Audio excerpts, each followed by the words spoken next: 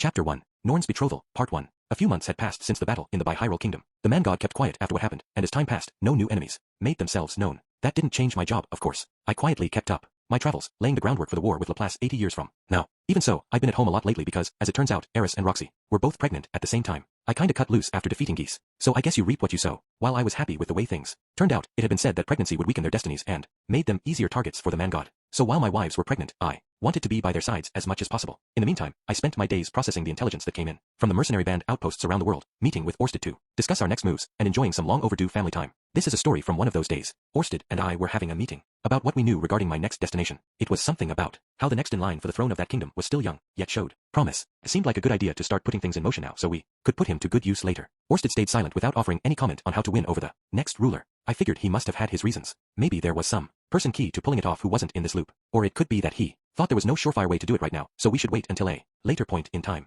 So what should I do? I looked down at the notes I'd taken based on the portrait that Orsted had painted of this amazing heir and thought hard. Just then, he spoke. Have Norn Greyrat get married? Wah. Out of nowhere, Orsted broke his silence with this bizarre statement. Although I was being careful with how I spoke around Orsted, I still almost blurted out, "What the hell are you talking about?" It was that jarring. Right now, we were thinking about how to win over the amazing heir. What Orsted said was totally irrelevant. But then I started to wonder, was it really irrelevant? And then it occurred to me. Do you mean, I said slowly, a political marriage? It was the only thing that made sense with the conversation we were having. I wouldn't call it political, but when I consider the future, well, so you're saying, I can't do it alone? That was frustrating to hear. It meant Orsted had decided I couldn't talk this amazing heir into an alliance. I wouldn't have minded if he said that outright. Hell, even I wasn't confident I could do it by myself. I had no idea what I could even say to sway him. If he were a skirt chaser like Paul, and the only way to get him on our side were to give him a woman, then Orsted's proposal would have made sense. But Norn was out of the question. I knew Norn would get married someday, but there was no way I would hand her over to someone who was a womanizer like Paul. Norn had to marry someone more earnest, and I had to approve of him. No way I'd just ship her off to some random guy. I'd never be able to face Paul again. You never cast aside family for the sake of a goal, no matter how lofty. No, Orsted said. Then why? The child of Norn Greyrat was a help to me. Help. So this has nothing to do with Norn. You need her child.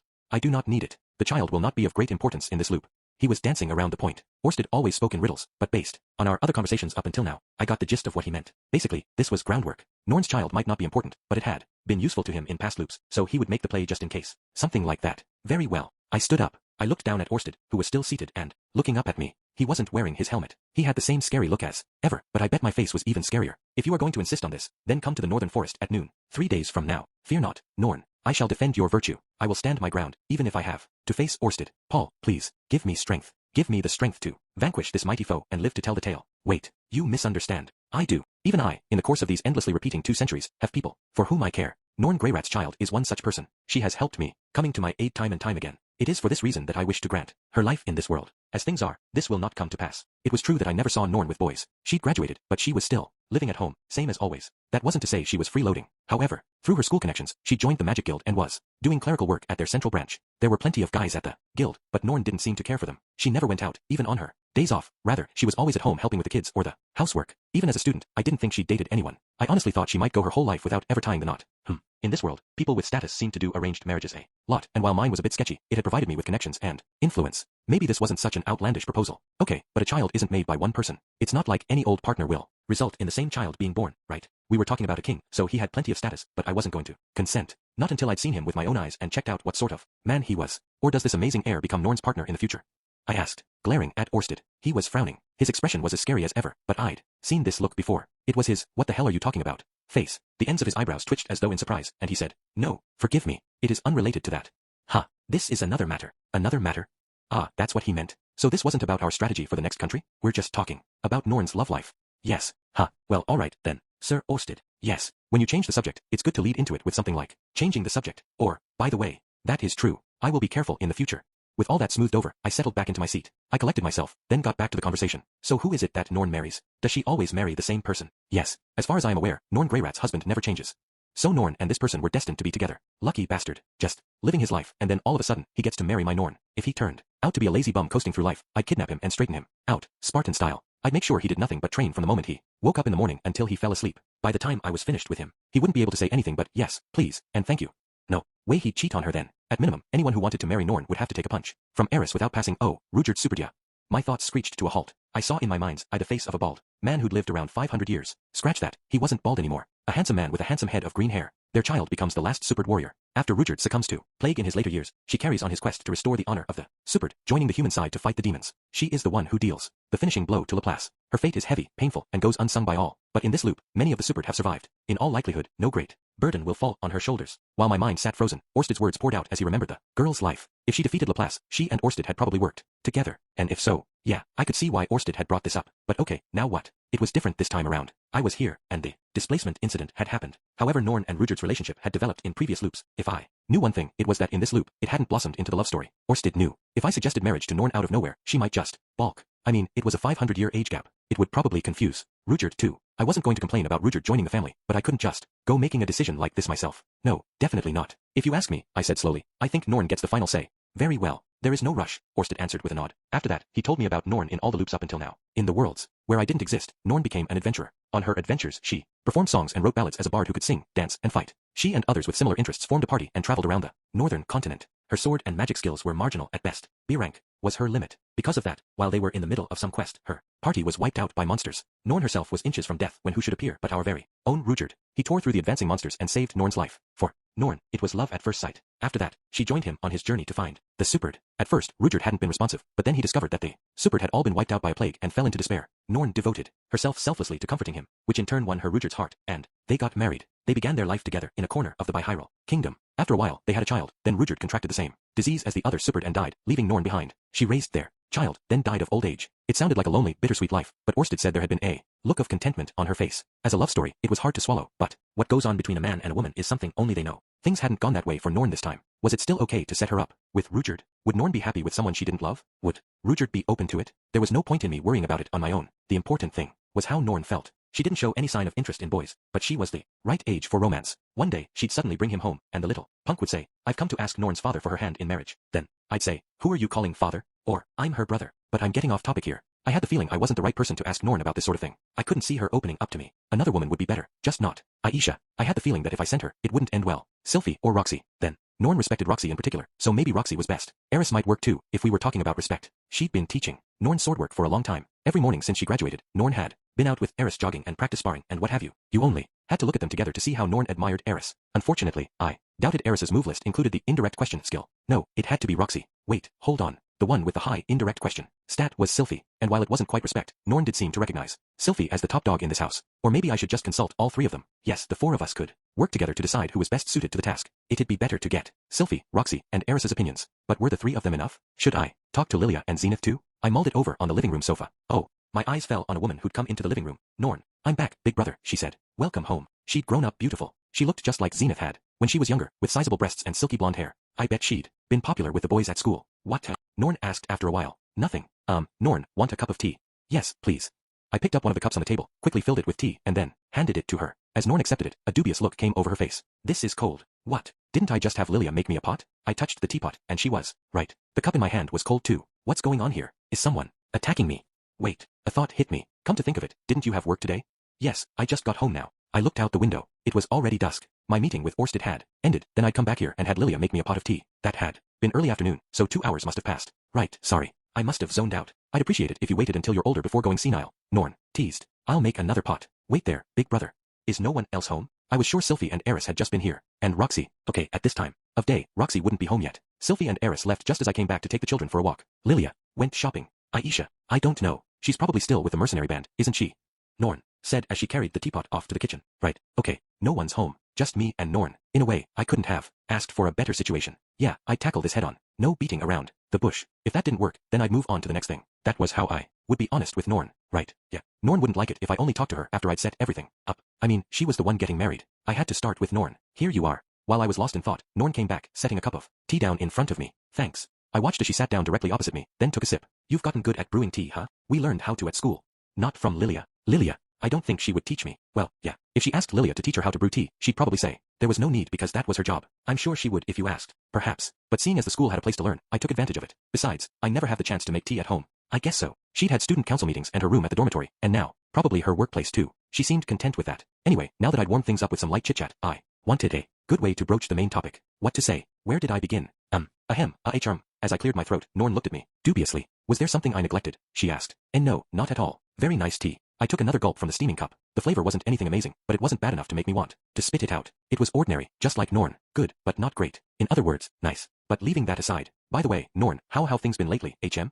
What things? Well, your job, for example. How's that? Everything's normal. A senior staff member is still teaching me the ropes, but I think I'm doing well enough. Of course, I'm sure Aisha would be doing far better. You ought to stop comparing yourself to her, I said. Norn nodded. Obediently. Aisha had her own work. So long as they weren't doing the same job, comparisons didn't do anyone any good. Now, this senior staff member, I went on. That's a thing, eh? Cool, I bet. Oh, very elegant. I think the two of you spoke once, big brother. Yes, you. Remember the deputy student council president from when I was president? The burly beast folk kid. Not him. The woman. Oh, a woman. Right. The name wasn't coming to me, but there had been someone like that. Actually, I had the feeling Norn had brought it up when she got the job. Something about how they were in the same department. A woman, don't happen to be any men around, Of course there are. And are any of them, cool? Some are, some aren't. So there was someone cool. This was big. Big brother, what are you getting at? Calm down, there, Norn. No need to rush to conclusions. You're the one who doesn't look calm, she countered. Of course I'm calm. I'm always cool, calm, and collected. CCC Rudius, that's me. And none of those stand for crazy. Norn, just for example, this cool person. How cool do you think he is? Are you asking if I like him? Do you? Crap. I asked her straight out. No, I can't say I do. Oh, screw it. So is there by any chance someone you do like? There was a long pause, then, yes, there is. She told me there is someone. Why you don't say, there is there? Well, you are a grown woman, of course. There is. Nothing strange there. No, sir. You, on the other hand, are being very strange. What? I'm not strange. It's everyone else. This world is strange, not me. So what's he like, I went on. This person you like? He's older. Aha. I can depend on him. Aha. And he always takes care of me. Take those 3 criteria and you get. Do you mean me? Is something wrong with your head?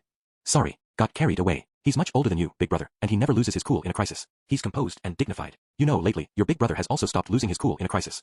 I don't think you get to say that considering how you've been acting. Oof. But okay, she said much older than me and dignified? Damn. By much older, you mean what, 10 years older than me? Older? I didn't know you had a daddy complex.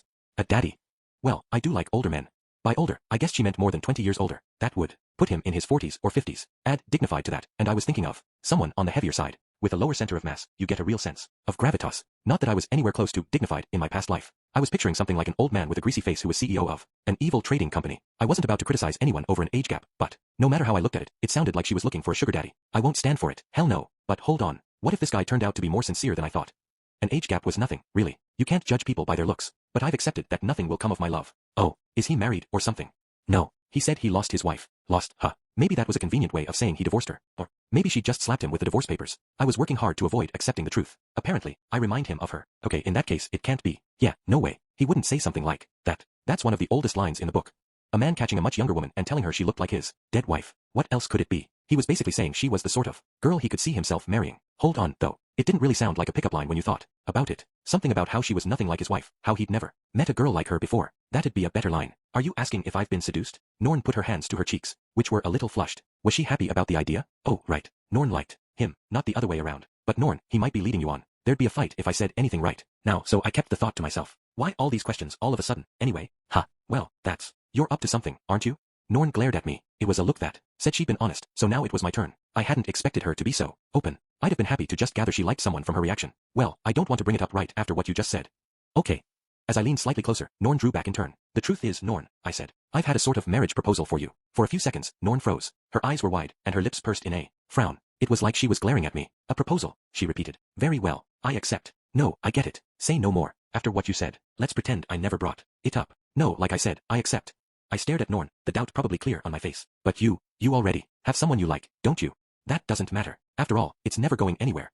Norn seemed to consider for a moment, then continued. We aren't nobility, but you have status, and my friends told me something like this might come along one day. Besides, ever since I found out that you have connections all over the world, I've expected to be used like this. I didn't say use.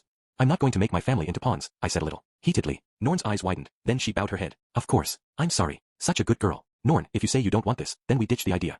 No, I'm not against it. The fact that you've come to talk to me must mean the other person isn't a bad man, right? Well, I guess. He wasn't a bad match. At least, I didn't think so. They'd seemed to get on well during the battle in the Bihyrule Kingdom. Ruijerd was an honorable man. Only, well, my heart isn't set on getting married, but I'm not dead against it, either. I would be grateful if we could pretend this never happened, big brother, if you'd do that for me. Of course, if the other person insists, then you should go ahead with it. You needn't worry about me. Norn looked away. She didn't seem to want it very much. She would do what I said if I asked. That was all. That might be convenient for me, but not for her. I haven't run it past the other person yet, so it's fine. I see. Thank you. Sorry, Orsted, but if it's what Norn wants, then we ditch this idea. After a moment, Norn added, by the way, what sort of person was it? Were they some sort of royalty? Or an Azuran noble? No, nothing like that. But you know him, Norn. I do. Oh, do you mean Zenoba?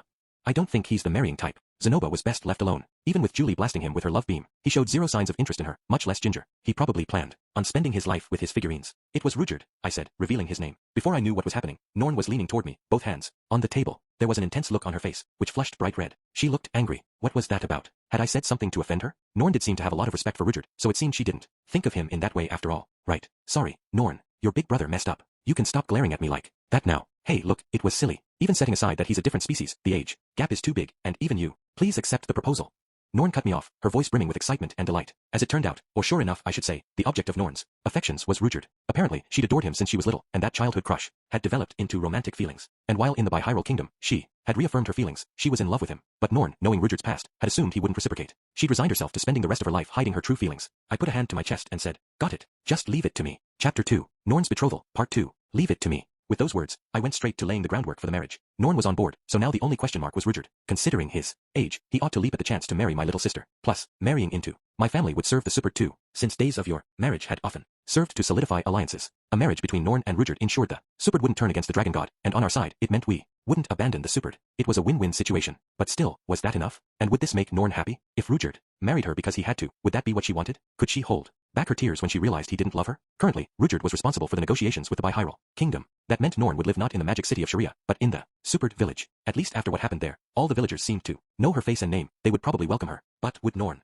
be able to cope surrounded by people of a different species and an entirely different culture from Sharia? Worst case, Norn might even end up living alone in a nearby town. I was worried, genuinely worried. When I asked my wives about it, Roxy said, it's Norn. I'm sure she'll be fine. Eris said, it's Rudyard. They'll be fine. And Sylphie said, you're overthinking it. They were sure it would be fine, but still, I worried. I couldn't bear Norn being unhappy. If she ended up crying, I'd have to face Paul's resentful gaze in my dreams while Zenith sat at my bedside and slapped me in my sleep. For their sake as well, I had to give Norn the best chance to be happy. But even then, it would be up to her what she did with it. I could trust Rudyard, of course. I knew that even if he didn't truly love Norn, he would give her everything she was due as his wife. He would ensure she had no reason to cry. Still, I needed to be sure. What if I set up an event to nudge the two of them together? I might be able to steer Rudyard's feelings toward Norn and make sure they would be happy. Right, I said to myself. That was how I ended up in the Bihyrule Kingdom in the Superd village. Just a few months earlier, it had been under heavy construction, but now it was back to looking like a village again. It was surrounded by a tall palisade, within which there were houses and empty vegetable patches. When the Superd warriors saw me, they bowed their heads and warmly welcomed me into the village. I nodded back at them by way of greeting, then hurried off to Rudyard's house.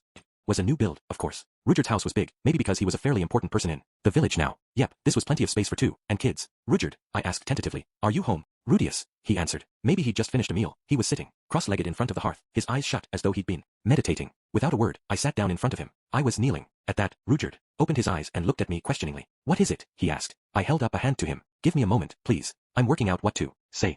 All right. I lapsed into silence, staring into the flickering flames for what felt like an hour. Strange as it sounds, I hadn't given any thought to what I should say. I knew what I had to ask. How did he feel about Norn? Did he like her? Hate her? Could he see himself marrying her? The question was how to say it. Wanna marry Norn? Something like that. No, scratch that. Getting married and how he felt were two different issues. I couldn't forget that. I stayed quiet, but Rudyard didn't try to make conversation. He patiently waited for me to speak as though we had all the time in the world. I didn't know what he had to do that day, but he was a busy man. He'd be like this with Norn, too, I was sure. Maybe Norn would get annoyed at him for it. Maybe she'd snap at him to say something. Nah, it was probably that side of Rudyard that Norn had fallen in love with. Person you can be comfortably silent with is a rare thing, though, admittedly, I was a bit uncomfortable. Norn made me tea the other day, and she was actually quite good at it. I said, fishing for a reaction. Well, Norn making tea. A nibble from Rudyard. Maybe he was interested in Norn after all. Had I cleared the first hurdle, then. Hold on, though. If a guy says something after being silent for a full hour, of course you'd latch on, no matter what he said. Settle down, Rudius. Conversation is all in the flow. Apparently, she's always making tea at work, and that's how she improved. I see. I once drank tea she made when she came to the village. It was very good. Rudyard smiled at the memory. So he'd had Norn's tea before, had he? Maybe. He wanted to drink it again. Maybe he was thinking he'd like her to make it every day just for him. Damn it, how do I ask the question? I could do with some options. Is this how Orsted feels when he talks to me? How the heck do I do this? Not only can she make tea, her cooking isn't bad either. While I hesitated, the conversation still flowed. Wait just a minute. What was that? Home cooking. You've tried her cooking? I have. Norn's home cooking? When even I've never tasted it. You don't say. I wondered what she'd cooked. Meat and potato stew? Curry? Maybe beef? Stroganoff? I wanted some too. I wanted to taste Norn's home cooking. Never mind, this wasn't about me. He said it wasn't bad, which meant it hadn't been a disaster. Maybe she wouldn't find her way to his heart through his stomach, but it seemed she wasn't a total failure in the kitchen. I wouldn't see Rudyard waste away after the wedding, then. Has something happened with Norn? Rudyard asked, cutting through my thoughts. How perceptive of him. Well, okay, after I'd come in here looking all serious and brought up Norn out of nowhere, I guess it was the obvious question. No, nothing in particular. I was just, making small talk. Unfortunately, I didn't quite have the courage to ask him straight up yet. Do you like Norn? Do you love her? Could you take her in your arms right this second and kiss her? What if I asked, and he said he didn't like her at all? That he couldn't marry her, and even if he did, he wouldn't love her? I couldn't help but wonder. It'd be a major shock for me, for sure. I might start a fight right here. You saying my Norn isn't good enough for you? Norn's an adult now and even has a job, but in some ways, she's still very much a kid. I mean, she doesn't seem to have any interest in guys at all. I sometimes worry if she'll be able to find a husband, you know? I said, then. Looked at Rudyard. Maybe I'd been too obvious. Rudyard looked suspicious. Eventually, he said, is it not human custom for the choice of marriage partner to be left to the head of the family? Are you not the one who will choose Norn's husband? No, no, no. We aren't nobility, you see. I kind of feel like it might be good to let Norn choose a husband for herself. Kind of, I stole a glance at Rudyard, but his expression hadn't changed. Actually, no. There was a hardness on top of the suspicion now. He didn't think I was shirking my responsibility, did he? No, don't worry. If Norn brought back some good for nothing, I'd throw him out on his ear. I'd tell him, if you want Norn, you'll have to go through me first. I'm not about to hand Norn over to just anybody. I rushed to make an excuse. It'd be a disaster if Rudyard thought I was irresponsible just before I offered him Norn. I couldn't think exactly how it'd go wrong, but it absolutely could. You mean to say that anyone who wishes to take Norn for a bride must defeat you first? No. He doesn't absolutely need to be strong or anything, but it's just, well, how should I put it? Grit. That's it. I want him to show me he's got grit. Heck, I was a coward, but I didn't run. Anyone who wanted to marry Norn had to have the guts to stand and fight even when he knew he couldn't win. That was it. Is that so? It is. Obviously, Rudyard had nothing to worry about there. I tried to convey that to him with another surreptitious glance, but his face was immobile. The hard look hadn't wavered. Maybe he wasn't interested in Norn after all. It was probably only natural. To him, Norn was a child. Ever since they'd met when she was little, she'd always been a weak child. And Rudyard wouldn't lust after a child. He wasn't that sort of guy. Rudyard, I'm just going to ask straight up. Very well. I mean, I still had to ask, just in case. Even if it ended up being too bad for Norn. I couldn't jump to conclusions based only on his expression. Time for me to bite the bullet. How do you feel about Norn? I asked. Rudyard was silent. He glared at me, not saying a word, his expression hard as stone. The suspicion was totally gone. That was weird. Usually, I'd have expected Rudyard to answer straight away. Did he consider her a child or an adult? I steeled myself. Do you have feelings for Norn? I had to be blunt. Had I made a mistake? Maybe it would have been better coming from Norn. Rudyard murmured. Then, as though making up his mind, he got to his feet. He took his spear from where it stood propped up. Rudius, he said at last, go out the front. I looked up at him, not comprehending what he meant. In response to my hesitation, Rudyard said in an even stronger tone, go out. All right. The intensity in his voice left no room for argument. I readily obeyed. We left the supered village and walked for 15 minutes or so into the forest of the ravine of the earthworm. Deep in among the trees, the forest suddenly opened on a clearing. There, Rudyard and I faced one another. Rudyard's expression had been grim the whole time. Maybe I'd made him angry somehow. It seemed that asking him if he had feelings for Norn after that talk had been a mistake after all. I guess he thought I was offering Norn up for the sake of politics or something. This was Rudyard. He'd be a man and say, as her older brother, Norn is yours to protect. Do not use her to curry favor with some stranger. He was reliable like that. You realized long ago, then. This was unexpected. I stared at him blankly. What had I supposedly realized? What was I supposed to have realized? Me, the guy who right now, at this very moment, was totally lost and confused? Me, who you couldn't call perceptive, even to be nice? Realized what? There is no need to say more. Prepare yourself. When people said, no time to protest, this is what they meant. I obviously didn't have the eye of foresight open, and without it, there was no way I could keep up with Rudyard. Yow! Rudyard was on me in an instant, sending me sprawling on the ground. Still, compared to a decade or so earlier, I was a better class of loser. My daily training regimen paid off. I was just barely able to react. Rudyard's spear had come slashing from the right. I blocked it with the magic armor version 2's gauntlet. Rudyard followed up with a low kick that I raised one leg to block, leaving me standing on one foot. He twirled his spear around to take out my pivot leg with its butt. Well, Rudyard pressed the point of his spear into my neck, looking down impassively at me. I give up. You win. I had no idea what he was asking. There was nothing else I could say. I was pretty sure he wouldn't stab me through the throat, but I'd lost. Was that good enough? What are you talking about? Was what good enough? If anything, I think it was me who wasn't good enough. It was sufficient then? What was supposed to be sufficient? He'd knocked me down like it was nothing. I'd only embarrass myself if I tried to say any more. I think so, I said. With that, Rudyard drew his spear back. I pushed myself up to a sitting position. Even I could tell how pathetic I must have seemed as I looked up at Rudyard. Then, he said something bizarre. Then as promised, I claim your sister. Claim? My sister's hand? What about my sister? Did I promise that? Hold on. What are we talking about again? The thread of the conversation had slipped away from me a bit. It is as you suspected. What did I suspect? I would be bound in wedlock with Norn. Wedlock. I desperately tried to remember what that meant. Right. Matrimony. The state of marriage. So Rudyard loved Norn? Hold up. Don't get ahead of yourself. You've got a bad habit of getting things mixed up. You mean you, about Norn? After a long pause, Rudyard said, I love her. Was it possible he was joking? Was he planning that I'd be so delighted I'd tell him I agreed to him marrying Norn on the spot, and then when I actually brought Norn in dressed in her bridal kimono, Rudyard would pop up, saying, you got punked. It'd be a crushing emotional blow for me. Norn might even take to her bed. This was the man god's plot, for sure. Damn it all, Rudyard was a disciple of the man god. Are you joking? Or is this some sort of prank?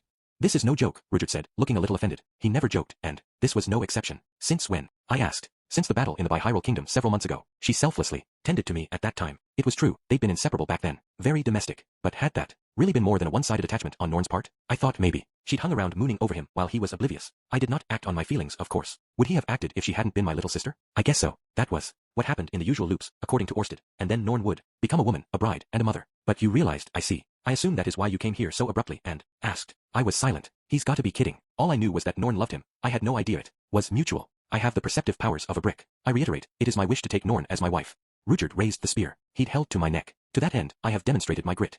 Oh, so that's what this was. A duel, to show me his grit? But it was like, how do I put this? It was too easy. Everything was going too smoothly. Is it a trap? Who's trying to trap whom? I have no idea. What's going on here? I spoke sitting right there on the ground while looking up at Rudyard. Is it all right with your last wife and your son? Because I didn't understand, I decided to keep asking questions. I am not clinging to the past. It did ring a bell that he told me he just hadn't met the right person. When I didn't stand up, Rudyard stabbed his spear into the ground, then sat down cross-legged beside me. I shifted to kneeling. Now our eyes were on the same level. In other words, Rudyard said just that, then he frowned and looked down, pressing his lips together. After I'd shown up out of nowhere and exposed his true feelings, he'd made up his mind to go on the offensive and brought me all the way out here to show me his mettle. However, he'd never been good with words. He was probably still working out what he wanted to say, what he ought to say. Maybe I'd rushed this. I hadn't needed to set the two of them up straight away just because of what Orsted had told me. Maybe I should have thought up a more indirect strategy to bring them together. Like, if Norn were kidnapped, and I asked Rudyard to save her. No, scratch that. That would only capture Norn's heart, so maybe I'd lure Rudyard into a trap. Norn would hate me for it. Though, as I was stewing, Rudyard spoke. I had expected to one day marry a human. What do you mean?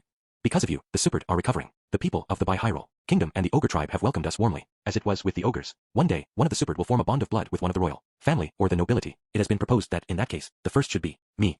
Ha! They talked that over?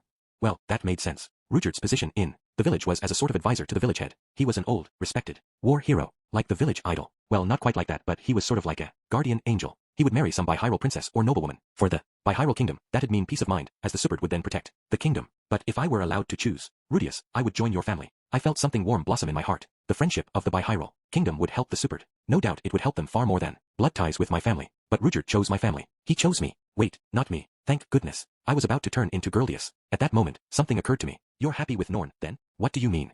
Rudyard looked dubious. Norn is, how can I put this? She's, well, pretty selfish. She sometimes says insensitive things without really thinking about the consequences. If, hypothetically, you had a fight as husband and wife, she might tactlessly blurt something out about your past. Rudyard was silent. I hadn't expected that to come out of my mouth, and I regretted it. I was here to support Norn. I needed to talk up her good points, but she did have some shortcomings. I think she has the hang of all the housework, but I can't say if she'll be any good at it if it's her main occupation. She can learn, but she's not very good at applying what she learns or working things out, and she usually messes things up the first time. It's easy in Sharia, but in the Superd village, I'm sure there'll be a lot to figure out. She might be a real burden. Look, there are other women of marriageable age in my family, like, say, Aisha. To be honest, Aisha is more talented than Norn. She can do housework, and she can look after kids. There's nothing Norn can do that Aisha can't. I can't help but wonder if you'd really be happy with Norn. I wanted to support Norn, but I also liked Rudyard. I wanted them both to be happy, so I needed to be sure neither would be dissatisfied. But that is the result of her doing her very best, is it not? Rudyard countered. I know Norn. I know her strengths and flaws.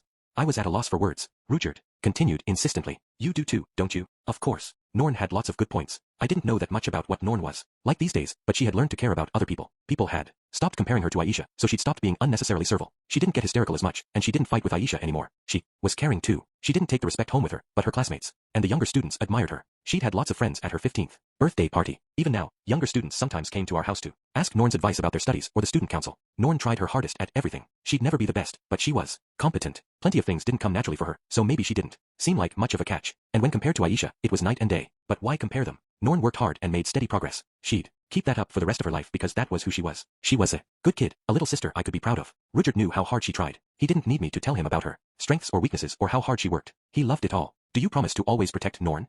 I asked him at last. Yes, Rudyard said firmly. Of course he would. He'd protect her till death parted them. I expect Norn will struggle after getting married, surrounded by people from a different race and separated from her family. Will you support her? Yes, Rudyard vowed. He would for the rest of his life. Do you promise to keep loving her even when she gets sulky over nothing and says unkind things? Yes. I bet he'd hold her through it. Norn follows the Millis faith. Do you promise to stay faithful? Yes. That one was obvious. Rudyard wouldn't be swayed by any woman's charms. Norn's an even bigger crybaby than me. You don't mind that? I do not. I will not give either of you reason to cry. Too late. Fat tears were streaming down my cheeks. Rudyard spoke little, but his eyes were clear. I do not mind. I understand all of that. The memory of our journey across the central continent after the displacement incident came back to me. So long as I was with Rudyard, I felt safe. No matter what monsters came after us, Rudyard kept us safe. Admittedly, he had some weaknesses when he wasn't fighting monsters, but so does everyone. It'd be fine if Norn helped him in those areas, given who she was and ow, I was sure she could do it. If not, Rudyard would have never said he wanted to marry her. The tension left my shoulders as relief washed over me. Take good care of my sister, I said. Then finally, I bowed my head. Chapter 3. Norn's Betrothal, Part 3. Norn. I was T.O. marry Rudyard. It all happened so fast. Big brother asked me all sorts of questions, and I answered him honestly. Then, not even 10 days later, he set up a meeting between Rudyard and me. There and then, Rudyard told me He loved me and proposed. I felt like I was walking on air. The arrangements went ahead for the wedding, which would be held in 10 days. Big Brother and Rudyard were steadily getting things ready, while my only job was to make my wedding clothes with the supered women. The outfit was very supered style, like what Rudyard always wore. The wedding was to be held according to supered custom. I'd always sort of liked the idea of a Mila-style wedding, but I wasn't unhappy about a supered-style wedding. It reminded me I would be Rudyard's bride, and all the supereds were wonderful people. I couldn't have asked for more. Besides, Rudyard would probably have been uncomfortable with me kissing him on the forehead in front of people. No matter what came up, Big Brother told me to leave it to him. I accepted it, all with gratitude, though I did kind of want a Millis necklace. Maybe I'd ask for one. After all, this would probably be my last chance to ask my brother to indulge me. These were the kinds of things I pondered while I packed up my room. It was the room I had used ever since Rudyard brought me here with Aisha. Honestly, after all this time, my dorm felt more like home than here. However, as I packed, I realized that every item held memories. There was the figurine of Rudyard that Zenoba had given me. I'd been so thrilled the first time I laid eyes on it that I begged him for it. It had sat in my dorm room until graduation. Gazing at the doll had become part of my daily routine. It didn't look exactly like Rudyard, but you could tell it was him. Every time I saw it, I missed him. Then there was my wooden practice sword. I'd used it practically every day since Eris started teaching me sword fighting. I hadn't progressed much, and I knew I had no talent for it, but I didn't mind. Swinging the sword around was fun, and it wasn't as though I wanted to be the strongest in the world. Besides, no one here in Sharia told me I should give up if it didn't come naturally. Big Brother didn't, of course, and neither did Eris, Roxy, or Sylphie, even Zenoba, and Cliff didn't comment on it, despite how gifted they were. I now understood what a great kindness they had done me, and how important it was to persevere. If not for how hard I'd worked, I could have never become student council president. None of the student council members while I was president had any talents, either. Some of the teachers called us the first student council of dunces since the founding of the university, but Vice Principal Genius told me the students are far more peaceful than when Ariel was president.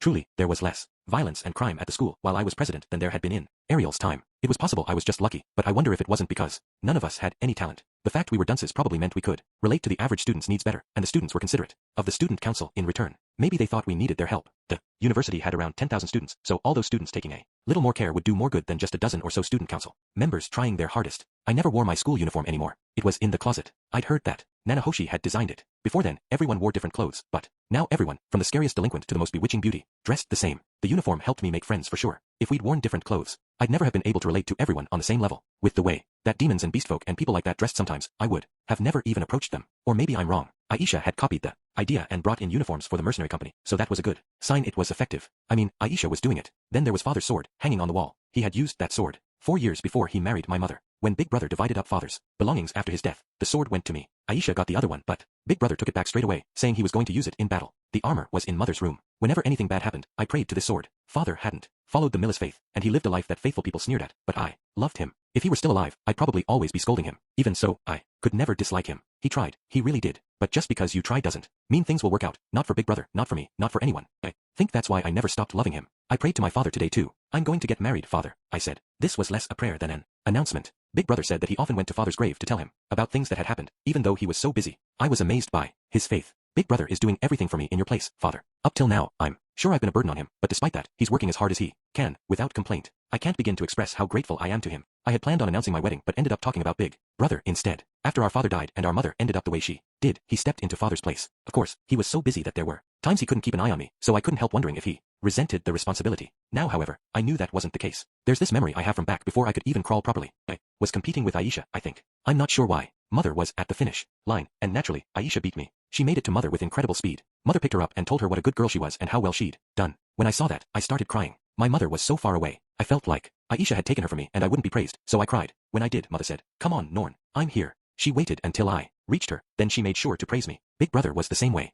No matter how slow or stupid I was, he always waited. He was patient, and although he was sometimes flustered, he never gave up on me. It was his way of filling Mother's shoes. The wedding preparations, too. Big Brother had taken care of everything for me. If Father were still alive, I'm sure he would have handled it all. There might have been a bit of a row if he hadn't liked Rudyard, though. Still, I'm sure that when the time came for me to get married, he would have said, "Leave it to me." That's probably what it was like when Father and Mother got married. Lost in my thoughts, I finished packing up my room in no time. There had never been very many things in it in the first place. Without my belongings, it looked truly empty. Lucy or one of the others would have this room next. I thought it was tidy enough, so now all that was left was to move my things to Rudyard's house in the supered village. Honestly, it felt like a dream. After admiring Rudyard forever, I was going to marry him. I was full of jitters. It was like how Sylphie said it had been for her. Before you start living together with a man, you feel a mix of nerves and anticipation. Rudyard was much older than me, but after we got married, I assumed we would do what Big Brother and Sylphie and the others did. I'd learned how to do it in theory, but I'd never put it into practice. Would he be gentle? Would I be able to do it right? My anticipation outweighed my nerves. I was full of excitement. I was so glad that I told Big Brother to go ahead with the betrothal. There was a knock at the door, then a voice. "Hey, Norn, got a moment?" I'd have known that voice anywhere. It was Aisha. "Yes, what's the matter? Can I talk to you?" Aisha came into my room, an uncomfortable expression on her face, and shut the door behind herself. That was unusual. Might have been the first time Aisha had behaved like this toward me. Why don't you sit down? I suggested. Aisha took a seat on the bed. I pushed aside the luggage I packed up to take to Rudyard's house and sat down on the chair. So, congratulations on your marriage, Norn. Wait, no, your engagement. Thank you. Now that I thought about it, when Big Brother announced my marriage, lots of people congratulated me, but not Aisha. It feels, I dunno, strange that you're getting married. You came here to say that? No, Norn, what's it like, getting married? Aisha wouldn't look at me. She kept her eyes averted, as though she was asking something she wasn't supposed to. What do you mean? Why are you going through with it? That's right. Now I remembered. Had it been Aisha who'd said it to me? Why do you bother when you know you've got no talent? My little sister never changed. I'd come to realize that her words that had seemed cruel when we were little were actually something else. She was good at everything, so she didn't understand how it felt. No, actually, I was being too generous. When we were little, there probably was some cruelty behind it. That was why I couldn't stand her back then. But lately, I'd gotten over it. When had Aisha stopped being unkind to me? Was it when I'd become student council president? No, maybe it had been earlier. I wasn't sure exactly when, but she changed a lot since Lucy was born. I'm not sure what to say. For one thing, this marriage serves a purpose, and I love Rudyard. What do you mean by love? It's like, I just find myself wanting to be with him, and when I see him, I want to hold him. That sort of thing. I love Big Brother. Is that a different love? I'm not you, Aisha, so I can't say. I guess not. Aisha stretched her legs out, then flopped down on the bed. I just don't get it. Linnea and Priscilla keep going on and on about marriage lately, saying I missed my chance, or how now I've waited this long. I can't just settle. Is marriage worth getting that worked up about? I'm not sure. I mean, logically, I know I should want it, but it's not like everyone thinks that deeply about it. Right. Aisha, do you not want to get married? I don't know. There isn't anyone you have feelings for?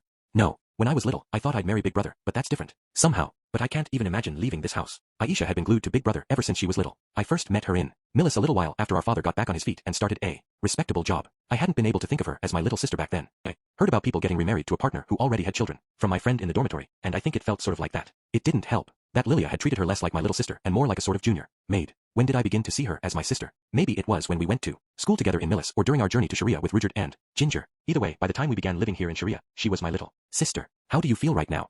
Aisha asked. Happy. How so? It's hard to put into words. I guess it feels like I'm not worried about anything. I know that it won't be perfect, but without question, there will be good things. As I finished speaking, Aisha sat up and stared intently at me. That's happiness. I mean, I feel like that pretty much all the time. That means you're happy all the time then, doesn't it? Aisha fell back on the bed again. No, I don't think so. I'm kind of envious. I feel like I finally lost to you at something. It wasn't a competition. Nope, I lost. I think I lost to you, Norn. In the whole of my life, I had never beaten Aisha at anything. It wasn't just Aisha either. I never did especially well at school. My win rate in mock battle magic tests was 45%, and even though I tried my best, my average test score was only around 80. I never got anywhere near being top of my class. If we were to compete in something I'd studied but she hadn't, I might be able to win once or twice, but after 10 or 20 rounds, she'd win every time. Aisha was clever. She learned fast, and she could get straight to the heart of things. But now, she'd finally lost at something, and yet, I didn't feel very pleased. Besides, it wasn't as though we were in competition. I wasn't getting married to beat Aisha. Hey, Norn. What is it? After you get married, can I still come see you? That was unexpected, too. It had felt like Aisha was keeping her distance from me, though she didn't show it when looking after Big Brother's children. It was just that, when I was alone, she never approached me or talked to me unless she needed something. Yes, of course. If you have a baby, let me hold it, okay? I will. A baby. I'd asked Sylphie all sorts of questions. Although it was probably too soon to be thinking about it, I assumed it would happen one day, and so I wanted to be prepared. Even now, Aisha looked after Big Brother's children. Sylphie said she was a great help. When I left this house, I'd have to raise my children all by myself. Yet another thing to worry about. Could I really manage? Sylphie reassured me I'd be fine, and Roxy fretted along with me. Eris would probably say they just raised themselves or something. Even so, it worried me. If anything, I'd be grateful if you could teach me what I don't know about raising children. You bet. Thank you, I said, followed by a laugh. I was so glad to see Aisha return a smile. Aisha and I carried on chatting late into the night. None of it was especially significant, just an endless stream of idle complaints that didn't reach any conclusion. The next day, I took my belongings and moved to Rudyard's house. Rudius, Norn and Rudyard's wedding took place in the Superd village and was done in their style. On the night of the full moon, the villagers came, each bearing food, then they all ate together to celebrate the new bride and groom. I wasn't a villager, but naturally, I brought a plate of food and the whole family with me. We were Norn's family. I wasn't taking no for an answer. Not that anyone tried. On the contrary, they were very welcoming. Lilia and Aisha had made the food. Aisha seemed to have some seriously complex feelings about Norn's marriage. Ever since it was decided, I'd seen her get in trouble with Lilia countless times for loafing on the sofa, lost in thought. And a few days before the wedding, Aisha and Norn had stayed up late talking about something in Norn's room. Wonder what that was about. Anyway, Aisha probably had a lot on her mind. It wasn't like she was unhappy for her sister or anything. In making the food for the wedding, she hadn't been stingy. If anything, she'd given it her all. She hunted down ingredients from Millis and Azura to make an enormous fruit cake. I wasn't sure if the Superd liked sweet food, but Roxy gave it her seal of approval. Then again, Roxy had a sweet tooth. This was the happiest day of Norn's life, so the whole family came. That meant not only Ruse, Sieg, and the little kids, but also Leo, Dillo, and BYT. Orsted wasn't family, but he was the one who'd set up the match, so he observed from a quiet corner. I also invited Norn's friends in Sharia, and they enthusiastically accepted. When Norn's junior school friends from the student council heard she was getting married, they bowed to me and begged for an invite. I did feel a little sorry for the huddle of trembling humans surrounded by a crowd of Superd in the square, but once they saw how happy Norn looked, their Nerves began to settle. By the time the feast began, they had fully gotten into the swing of things and lined up to pour Norn drinks. She really did look happy when she was at home, or rather when she was with me. She usually looked sulky. For the entire time she was sitting beside Rudyard, she beamed, albeit a little shyly. Every now and then she would look his way, and he, sensing her gaze, would look back, at which Norn would blush and look down. Wearing a traditional bridal garment that the superb women had made, with a table full of food before her, she glanced at her groom and blushed. As a surprise, I also had a Mila-style ceremony slotted in part way through, which went over great. I had Norn and Rudyard change into pure white. When they came back, Cliff, the surprise guest, stepped forward to give a Mila-style blessing. Rudyard put the necklace I'd gotten ready in advance around Norn's neck and knelt, at which she, blushing furiously, placed a clumsy kiss on his forehead. Through the whole thing, Norn looked stunned, but when everything wrapped up, she wore a tearful smile. She was really, truly happy. Norn sure looks pretty, huh? That was Aisha. Whether it was the clothes making her beautiful or her happiness, I wasn't sure. Aisha gazed at her sister with envy. That'll be you one day, Aisha. No, it won't, she replied curtly. So Aisha wasn't planning on getting married. I personally wanted to see Aisha off too, just like I had Norn. Oh, well, marriage wasn't all there was to life. I didn't mind her staying at home. Man, Norn was a bride. It was enough to get me all choked up. When I first met her in Millis, she was tiny and ready to fight. There was even a point when she holed up in her dormitory room after starting school. As a kid, people thought of Norn as a handful, no good, clumsy. Then she joined the student council, carried out her duties as student council president commendably, and won the admiration of the junior students. And now, she was married. Sniff. My nose was suddenly stuffy. Dear Paul, Norn has grown up into a good and beautiful girl. Are you watching? No way. You wouldn't be, right? If not, hurry and get over here. Don't cry, big brother. Crying. Me. Yes, you. Rather than just sobbing in a corner, go talk to Norn. The guests were lined up to give their congratulations to the newlyweds. The super didn't have a custom like that, but maybe Cliff had said something. Norn beamed as she thanked them all. Oh, it was joyful. Was it really all right for me to barge in there? I felt like I'd ruin it. You don't think Norn will be annoyed? Not a chance. I dunno. Well, I do. I hesitated. Will you come with me, Aisha? No reason why not. It wasn't like I was that worried about her. If anything, it was me I was worried about. I was absolutely going to sob. I was going to cry on the happiest day of Norn's life. I'd be a bawling, snotty mess, and everyone would point and say Norn's older brother was a big crybaby. Would that be so terrible? Yes. Just the other day, Rudyard had told me not to cry, so I wanted to hold it together. I wanted to at least get home first so I could cry with my face buried in Sylphie's lap. Okay, I said. Let's go, then. I just couldn't miss out on this moment with Norn. So, with the others in tow, I approached her. Oh. When Norn saw us, her lips went tight for a second. Almost at once, she was smiling again, but it seemed like maybe she'd wanted to say something. Now I'm scared. While I wavered, Sylphie overtook me to get to Norn first. Congratulations on your marriage, Norn. Thank you, Sylphie. It's work, but it'll be rewarding. Be sure to talk through your troubles and try your hardest. I will. Sylphie smiled at Norn, then stepped aside. Next in line was Eris. Congrats, Norn. Thank you, Eris. Don't slack off on your sword training, got it? Rudyard's tough, but it's your job to have his back. I'll be sure to remember. Eris nodded with satisfaction, then stepped aside. Next, she went over and started saying something to Rudyard. It sounded like, if you don't protect Norn, I'll break you. That was our Eris. Roxy came forward from behind Eris. Congratulations, Norn. Thank you, Miss Roxy. No need to keep calling me, Miss. Well, alright, it's the last time, so let me say one more thing as your teacher. When you marry someone from a different race, I expect people around you will have more thoughts on it than you yourselves. Ignore them. Just go on as usual, and everyone will accept you. Eventually. Thank you, Miss Roxy. After Roxy came Lilia and Zenith. Congratulations, Miss Norn. Lilia, mother, thank you. I think I may not have been a positive presence in your life, Miss Norn. Oh, those times that Aisha made you unhappy, that was all my fault. Don't say that. Lilia, you've been another mother to me. Aisha is my little sister. Yes, there were some bad things, but that was just life. It wasn't because of you, Lilia. You're too kind. Then she hiccuped. As she stood there all proper, Lilia immediately burst into tears. Literally everything seemed to make Lilia cry these days. Zenith patted her, making soothing sounds, but after a while, she turned her attention to Norn. Mother. Norn said, but Zenith was silent. With a small smile, she took Norn's hand in both of hers, holding it tenderly, as though it were something precious. Mother. Norn stammered. Zenith said nothing, but it was impossible to mistake her feelings. Tears began to pour down Norn's cheeks. Just like that, I knew her expression before had been her holding back tears. Mother, thank you. Thank you for everything. Norn was barely coherent. By the time my turn came around, her face was covered in tears and snot, even though it was her wedding, the happiest day of her life. Big brother. For the time being, I pulled out a handkerchief and put it to Norn's nose. Come on, big blow. I can do it myself, Norn protested as she snatched the handkerchief and blew her nose. She looked unsure what to do with the handkerchief, so I tucked it back into my pocket. Then, I faced Norn once more. Norn, congratulations. Big brother. Norn looked up at me, her mouth set in a line. What should I say? I could have sworn I had something ready, but my head's empty. When I hesitated, Norn said, Big brother, thank you for everything. Right now, I'm so happy, and it's all thanks to you. I know it is. She told me she was happy, but that was clear just by looking at her. No, it's because you've done your best. I haven't done anything. Even the wedding was thanks to you.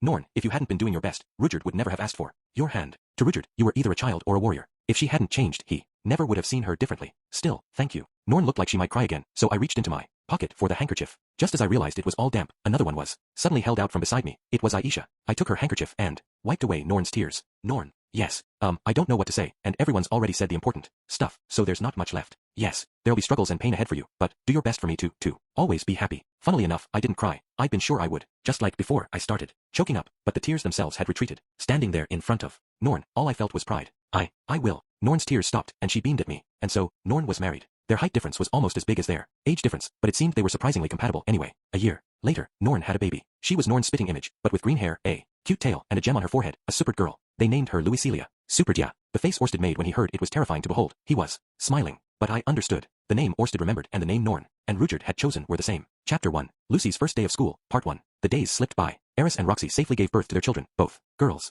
We named Roxy's daughter Lily and Eris's daughter Christina. I now had 4 daughters and 2 sons. The house was starting to get cramped. Maybe it was time to start looking at an extension and consider some family planning. On top of that, Lucy turned 7, old enough to become an elementary school student. Elementary school, where children of the same age spent their days together, learning the fundamentals. Truth be told, parents could handle teaching the basic knowledge. With school, the point was socialization. People need people. Some have the strength to make it alone, but they're the exceptions. School is where we learn how to make friends, how to relate to others, how to handle fights well. Here in the Rinoa Kingdom, there was no such thing as an elementary school, which wasn't a surprise, given there was no compulsory education. If you ask me, kids ought to go to school. I was a dropout in my former life, but in this life, school had given me everything. I'd befriended Zenoba, I'd met Cliff and Badagati and Nanahoshi and Ariel, and I'd married Sylphie. Without a doubt, it was my time at the Rinoa University of Magic that had allowed me to build my current rich personal life, and I wanted the same opportunities for every child. When I'd announced that at the family meeting last year, the majority had been in my favor. Sylphie, Roxy, and Lilia were on my side, and although Eris had said they don't really need to go, she hadn't been strongly opposed. Thus we decided that from the age of 7, our children would attend the Rinoa University of Magic. I figured even if some of their classmates were older, it'd be a benefit. Today was Lucy's first day of school. She would go for 7 long years, more, if she failed a grade, and this was day 1. Lucy, do you have everything?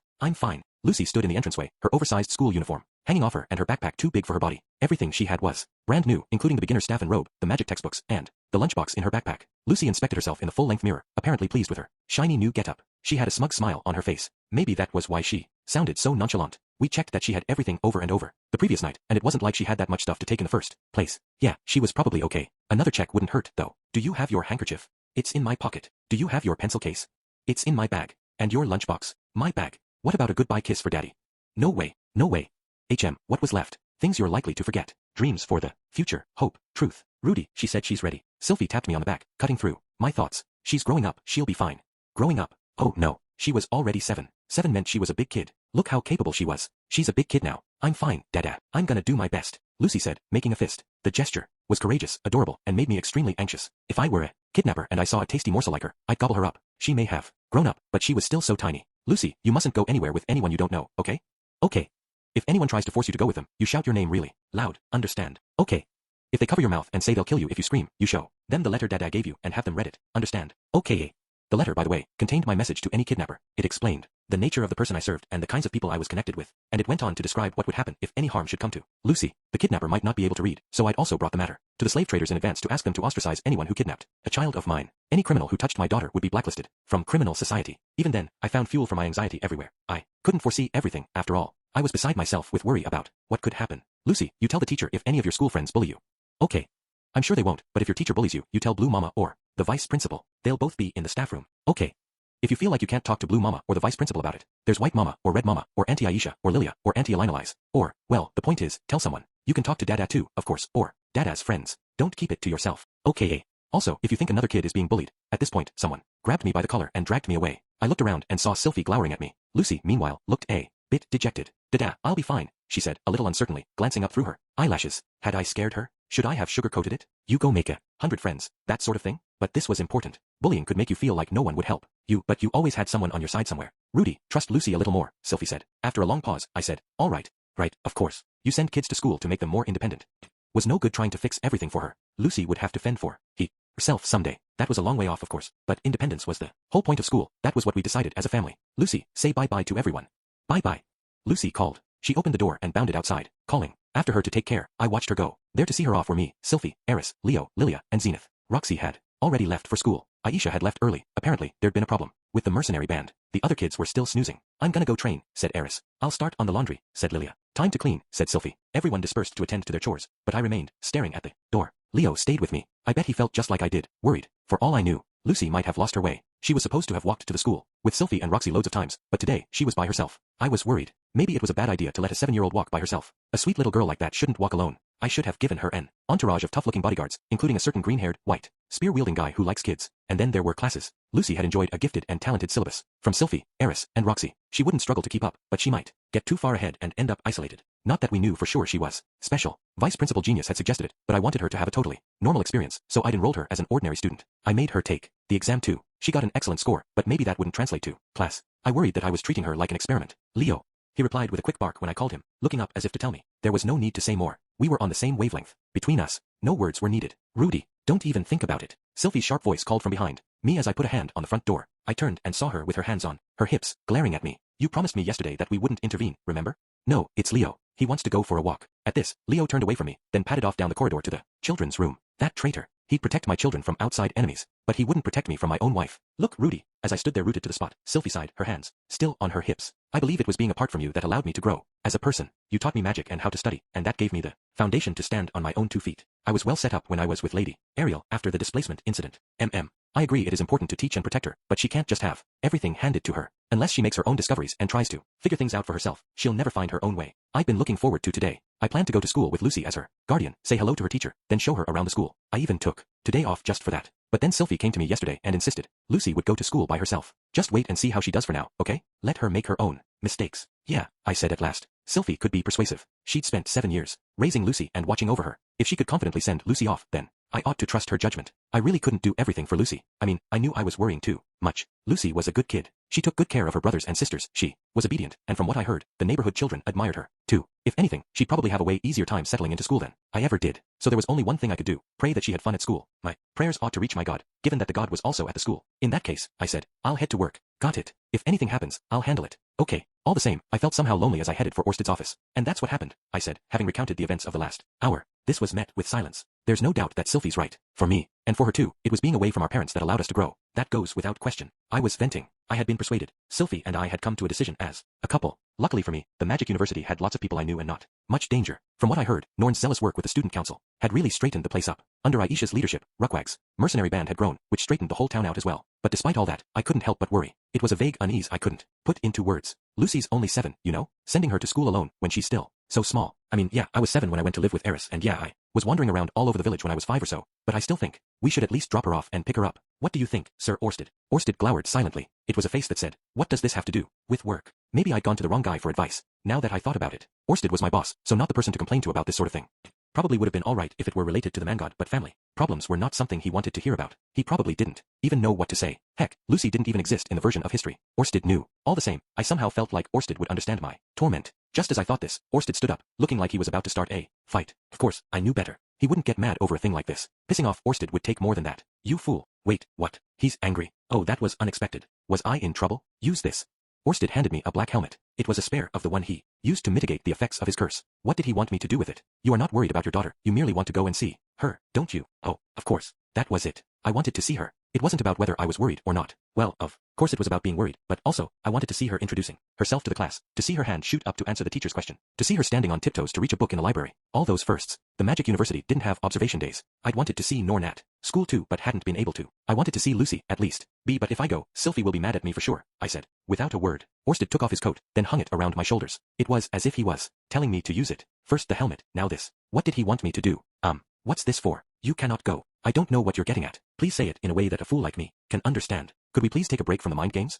Hold on. So that's the idea, then? If Rudius must not cross the bridge, then Rudius needn't go. You are what you wear. Change the clothes, change the man. I wore a grey robe and was Orsted's right hand. That was my position. What if I was in a black helmet and a white coat? I put on the helmet, then shrugged on the coat. The helmet was heavy, and the coat was thick and still warm. No doubt wearing it for too long would give me stiff shoulders, but it'd be worth it. I went to stand in front of the mirror. Is that me? There was no mistaking the person in the mirror. Dragon God Orsted, of course. With the black helmet and white coat, I could be the dragon god. I'd get in trouble for going, so Orsted would go instead. Except, no. It just wasn't the same. I didn't look anything like Orsted. Was the height and the breadth of my shoulders. My whole vibe was wrong. I didn't have that strange aura of power that radiated off of him. The guy in the mirror was a total sham. I wouldn't pass. Don't you think people will see through this? I asked. They only need not know it is you. Good point. I didn't have to be Orsted. I just had to not be me. In which case, honestly, just the helmet would do the trick. Sir Orsted really was brilliant. Sir Orsted, I said. Thank you. He grunted, then sat down in his chair again with a long-suffering air. Was he going to get back to sorting paperwork? Maybe I'd interrupted him. I was supposed to have had today off, after all. I'll be going then, I said. Still dressed as Orsted, I dashed out of the meeting room. There was no time to lose. To the University of Magic, with all haste. I left Orsted's office. The weather was gorgeous. The sky was blue, perfect for Lucy's first day of school. Maybe it was the outfit, but I felt somehow more powerful. This must have been how the donkey in the lion's skin felt. Right now, I felt like I could wipe the floor with the North God with the tip of my pinky finger. Are you going out, Sir Orsted? I froze. Someone called out to me from the shadow of the office. I looked over and saw Alexander Rybak, North God Kalman 3. No way. He hadn't read my mind, had he? Wait, it's not like that. When I said I felt like I could wipe the floor with you, it was the same as like, I dunno, how you feel invincible after watching a boxing movie. You wouldn't hit a guy with glasses, right? I'm just an NPC. Where are you going today, Sir Orsted? Shall I accompany you? What could I say to that? I thought he was messing with me, but Alex's eyes were clear, and he spoke with sincerity. Oh, and thank you for the other day. To think that the North God style four-leg stance had that advantage. I never imagined you would be so knowledgeable about North God style. I have so much to learn. When I remember what I was like in the Bihyrule Kingdom, I'm embarrassed. There was no way he really thought I was Orsted, right? Alec had been at Orsted's side constantly these days. He lived in the basement of the office and padded around like he was Orsted's guard dog. Did he really not know his own master? You haven't noticed. Noticed what? But wait, he was North God style. He could be trying to trick me, like the Death God's enthralling blade, the technique he used to mislead his opponent. Tell me the truth. You know, don't you? At first, Alex stared blankly, but his expression quickly turned serious. He put his hand on his chin, then cocked his head to one side and frowned. You could practically see the question mark hovering above his head. He didn't have the slightest clue. I knew that face from dealing with Eris. If it was an act, it was amazing though. Forgive me, Alex said. I'm slow, so I don't know what you mean. Seriously? You see there's something different, right? Something small, I suppose? I'm not good at picking up on small details. I can't even avoid traps. I know it's unacceptable, but it's my flaw. Did he really not see it then? I was a different height, a different build, and we sounded nothing alike. The helmet only weakened the effect of the curse, so if I were Orsted, Alex should at least have been feeling uncomfortable. Is this for real? At last, I said, you'll find the answer in the CEO's office. I see. Thank you, Sir Orsted. Alec disappeared cheerfully into the office. I'd thought he was a bit sharper when I fought him in the Bihyrule Kingdom. What changed? Was this just what he was like outside of battle? That would make sense, seeing as my own powers of concentration changed outside of battle. Maybe it was something like that. All the same, I wasn't totally happy about leaving him at Orsted's side anymore. But right now, Lucy was more important than that. Alex's response had demonstrated that, at least from a distance, you couldn't tell that I was Rudius. When Alexander entered the office, Phaliastia at the reception desk met his eyes. When she saw him, she hesitated for a moment, wondering whether to ask her question or not, then opened her mouth. Sir Alexander? What is it, Phalia? I am on my way to the CEO's office for an answer, so please, be brief. Sir Rudius left dressed like Sir Orsted. Does he have some mission? Alexander blanched. Sir Rudius? Dressed as Sir Orsted? Such a possibility had not occurred to Alexander. As far as he was concerned, the idea of dressing up as Orsted was so terrifying it was impossible. Why had Rudius been dressed up as Orsted? Well, that was obvious. He was clearly off to do something that required him to look like Orsted, probably acting as a decoy or something. By dressing up like Orsted, he would lure out an enemy and keep them occupied while Orsted achieved a secret objective. That meant this enemy had to be someone formidable that only Orsted could face. Was it the as yet unseen great power, the technique god, or Death God Randolph, who was still a source of painful memories for Alexander? It might even be Armored Dragon King Perugius of the three God-slayers. Or could it be Alex, North God Kalman 2, Alex's own father? Any one of them would be too much for Rudius to take alone. If he donned that magic armor of his, he would probably win, but then he would be no use. As a decoy, Alexander knew how brave Rudius was. Rudius, who knew no fear. His combat ability was, Alexander knew, less than his own, but the brilliance with which Rudius had fought in the Bihyrule Kingdom was burned in Alex's memory. It was the strength to face down something more powerful than yourself past. The point of good sense. Alexander knew what to call it. Courage. Atofratov had recognized that when she named him a champion, he had also realized something. This was his answer. Phalia, please keep quiet about this. All right. The tilt of Phaliastia's head gradually increased, but paying her no mind, Alec reached for the door to the CEO's office. In his heart, he cradled the hope that Orsted would grant him the honor of fighting alongside a champion. It was scarcely a few minutes later that Alexander would get his answer from Orsted. Chapter 2. Lucy's first day of school, Part 2. As much as possible, I used the back roads. Even then, I felt like the disguise was drawing attention, but it was all in my head. Generally speaking, people aren't that interested in other people, unless they're dressed like Orsted, I guess, because I really was getting a few glances. That was only natural. Some time had passed since Orsted set up his offices on the outskirts of this town. Not many people had seen him, but they generally knew what he looked like. To them, someone wearing this black helmet and white coat could only be Orsted. Given I didn't have the curse, maybe he was leaving a good impression. In that case, maybe I could try the End Street. I could do good deeds to improve Orsted's image, like I had with Dead End. The main street was closer to the school too. Yeah, let's do it. It was two birds with one stone. If Orsted's reputation improved, it would work out in my favor too. Oh, I got an idea. I could suggest we hold a Dragon God Festival. Everyone would dress up in white coats and helmets and party all night. With that thought brewing in my mind, I headed for the main street. Wah! I spun around to duck into a shadow. A redhead I knew well had appeared on the main street. She was leading a big white dog with two children on its back along for the ride. It was Eris and Leo. Riding on Leo's back were Lara and Aruz. Leo, you disloyal mutt. After weaseling out of a walk with me, now you're out. With Eris? Well, okay. With me, it was different. I was pretending to go for a walk for my own selfish reasons, but Eris and Leo were patrolling the perimeter, going for a real walk. Anyway, I was in a pickle. I hadn't thought I'd run into Eris here, but hey, this was Eris. Maybe we could be in cahoots on this thing. How would I explain my outfit, though? She wouldn't suddenly draw her sword on me, would she? Besides, I had to consider the kids. I was blatantly doing something wrong. I was breaking my promise to Sylphie. Should I let them see me like this? Absolutely not. This really wasn't good. I was in disguise and everything. Maybe I should go home after all. I'd come this far, but for a fleeting moment, I wondered if it wouldn't be better to just head home and wait for Lucy.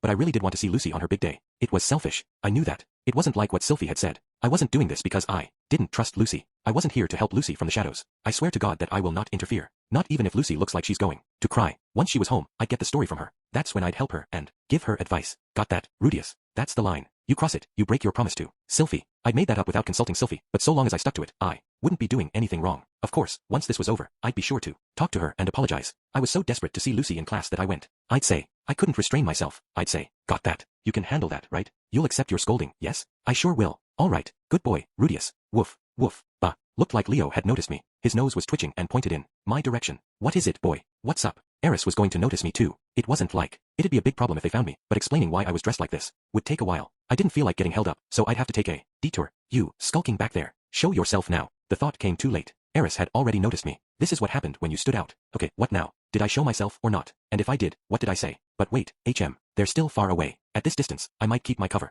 I stepped halfway out of the shadows. Eris had a hand on the sword at her hip, and Leo wagged his tail. Then, my eyes met those of the two sitting astride. Leo, Lara, and, sitting with Lara's arms wrapped around him, a ruse. They gaped at me with eyes full of innocence. Orsted. With a dubious look, Eris took her hand off her sword, at which I turned and walked away. Casual like. We just happened to run into each other. Wait a minute, came Eris's voice after a moment. TCH. Was the game up? Eris was a sword king. She'd be able to tell I wasn't Orsted at a glance, wouldn't she? No sooner had I stopped than Eris said, no, just my imagination. Come on, Leo. She turned away and started walking. Leo glanced back in my direction, but he didn't chase me. All according to plan. My eyes met Lara and Aruse's. Lara looked dreamy and Aruse was gaping. They were watching me. I imagined they were seeing me off. I arrived at the school. Avoiding the main gate, I scaled a wall to slip inside, then headed for the classrooms. I'd attended classes for a few years, so I knew where the first-year classroom was. I set off toward it, staying out of the sight of the students who were between classes or taking their lessons outside in the sunshine. Man, this place hasn't changed one bit. It had only been a few years, but the passage of time hit me hard. I didn't recognize most of these kids. I saw more elves, beastfolk, dwarves, and such around than there had been when I was a student. There were quite a few demons too. Roxy told me over dinner one night that students with ties to the leaders of the elves and the dwarves were in the student council. With the voices and position of non-humans becoming more powerful, the number of students of other races enrolling from around the world increased. The school had never looked like this while Ariel was student council president. Despite their increased numbers, the other races were getting along well. That was probably Norn's legacy as student council president. She didn't stand for interracial discrimination. She'd left her mark on the culture of the place. Some of the nobles from the magic nations apparently wrinkled their noses at that, but personally, I was proud. Lost in thought, I walked along the corridor. Then, just as I was about to turn a corner, I ran into the person who'd just come around it. They had 5 students in tow, or rather, 5 students clinging to them. Clinging sounded sort of unpleasant, but the gist of it is that they were popular. Given that the students were holding notebooks, presumably they were going over something from class they hadn't quite understood. Very admirable. Whatever they wanted to know, this person would have the answers. Her lips only spoke the truth. I mean, okay, sometimes there were mistakes, but those mistakes were the truth, too. You're all receiving divine revelation. Only her words hold that kind of power. Hear me, oh students. Listen faithfully, give their meaning careful thought, and apply them to your lives. Oh students, in this moment you are truly blessed. Orsted. At last she spoke, sleepy eyes narrowing in suspicion before turning up to look at me. A few seconds passed, and then those eyes widened. No, Rudy? Rudy, it's you, right? Isn't it? You couldn't get anything past Roxy. Her keen eyes could always find the truth. How did you know? I had to ask. I was a fool, and I had to know. I got it all right. Roxy was brilliant. Sometimes, she probably just arrived at the truth, without having to go on a whole journey to get there. The only one with the courage to pretend to be Orsted is you, Rudy. Well, she wasn't wrong. Does Sir Orsted know about this? Yes. In fact, it was Sir Orsted's suggestion. Really? Then I suppose there has to be a good reason, right? Roxy stared hard at me. It seemed she'd misunderstood me in just the right way. Was I going to deceive Roxy? Was I going to lie to her for a momentary attack of selfishness? Could I live with that? Rudius, how could you? No, it's not a good reason. I could never lie to Roxy. Well, no, I might do it to save a life, but this was different. If I lied here, me from 20 years in the future would come swooping back in time to shoot a stone cannon at me, or I'd lose my identity as I liquefied into a blob. Then why are you dressed like that? I wanted to see Lucy. Lucy, Roxy echoed after a pause. I thought you promised Sylphie? I'm not trying to help her from behind the scenes or be an overprotective parent. I just, Lucy in her lessons, I wanted to see her. I mumbled. Roxy looked up at me. It was reproachful. The students around us weren't sure what to make of the situation between adults. Forgive me, forgive me. At last, Roxy's gaze softened, and she said, all right, if you'll be sure just to watch and not offer her any help, I'll pretend I didn't see you. We'll say that Orsted came to inspect the university. Mistress, I gasped. Just this once, all right? Of course. Once I get home, I'll apologize to Sylphie too. Very good. God had forgiven me. I was in Roxy's debt. From this day forth, I would face Roxy and pay her the deepest obeisance 5 times a day. Now, I have to help these students with their studies before the next class. So, by the way, Rudy, do you know where Lucy's classroom is?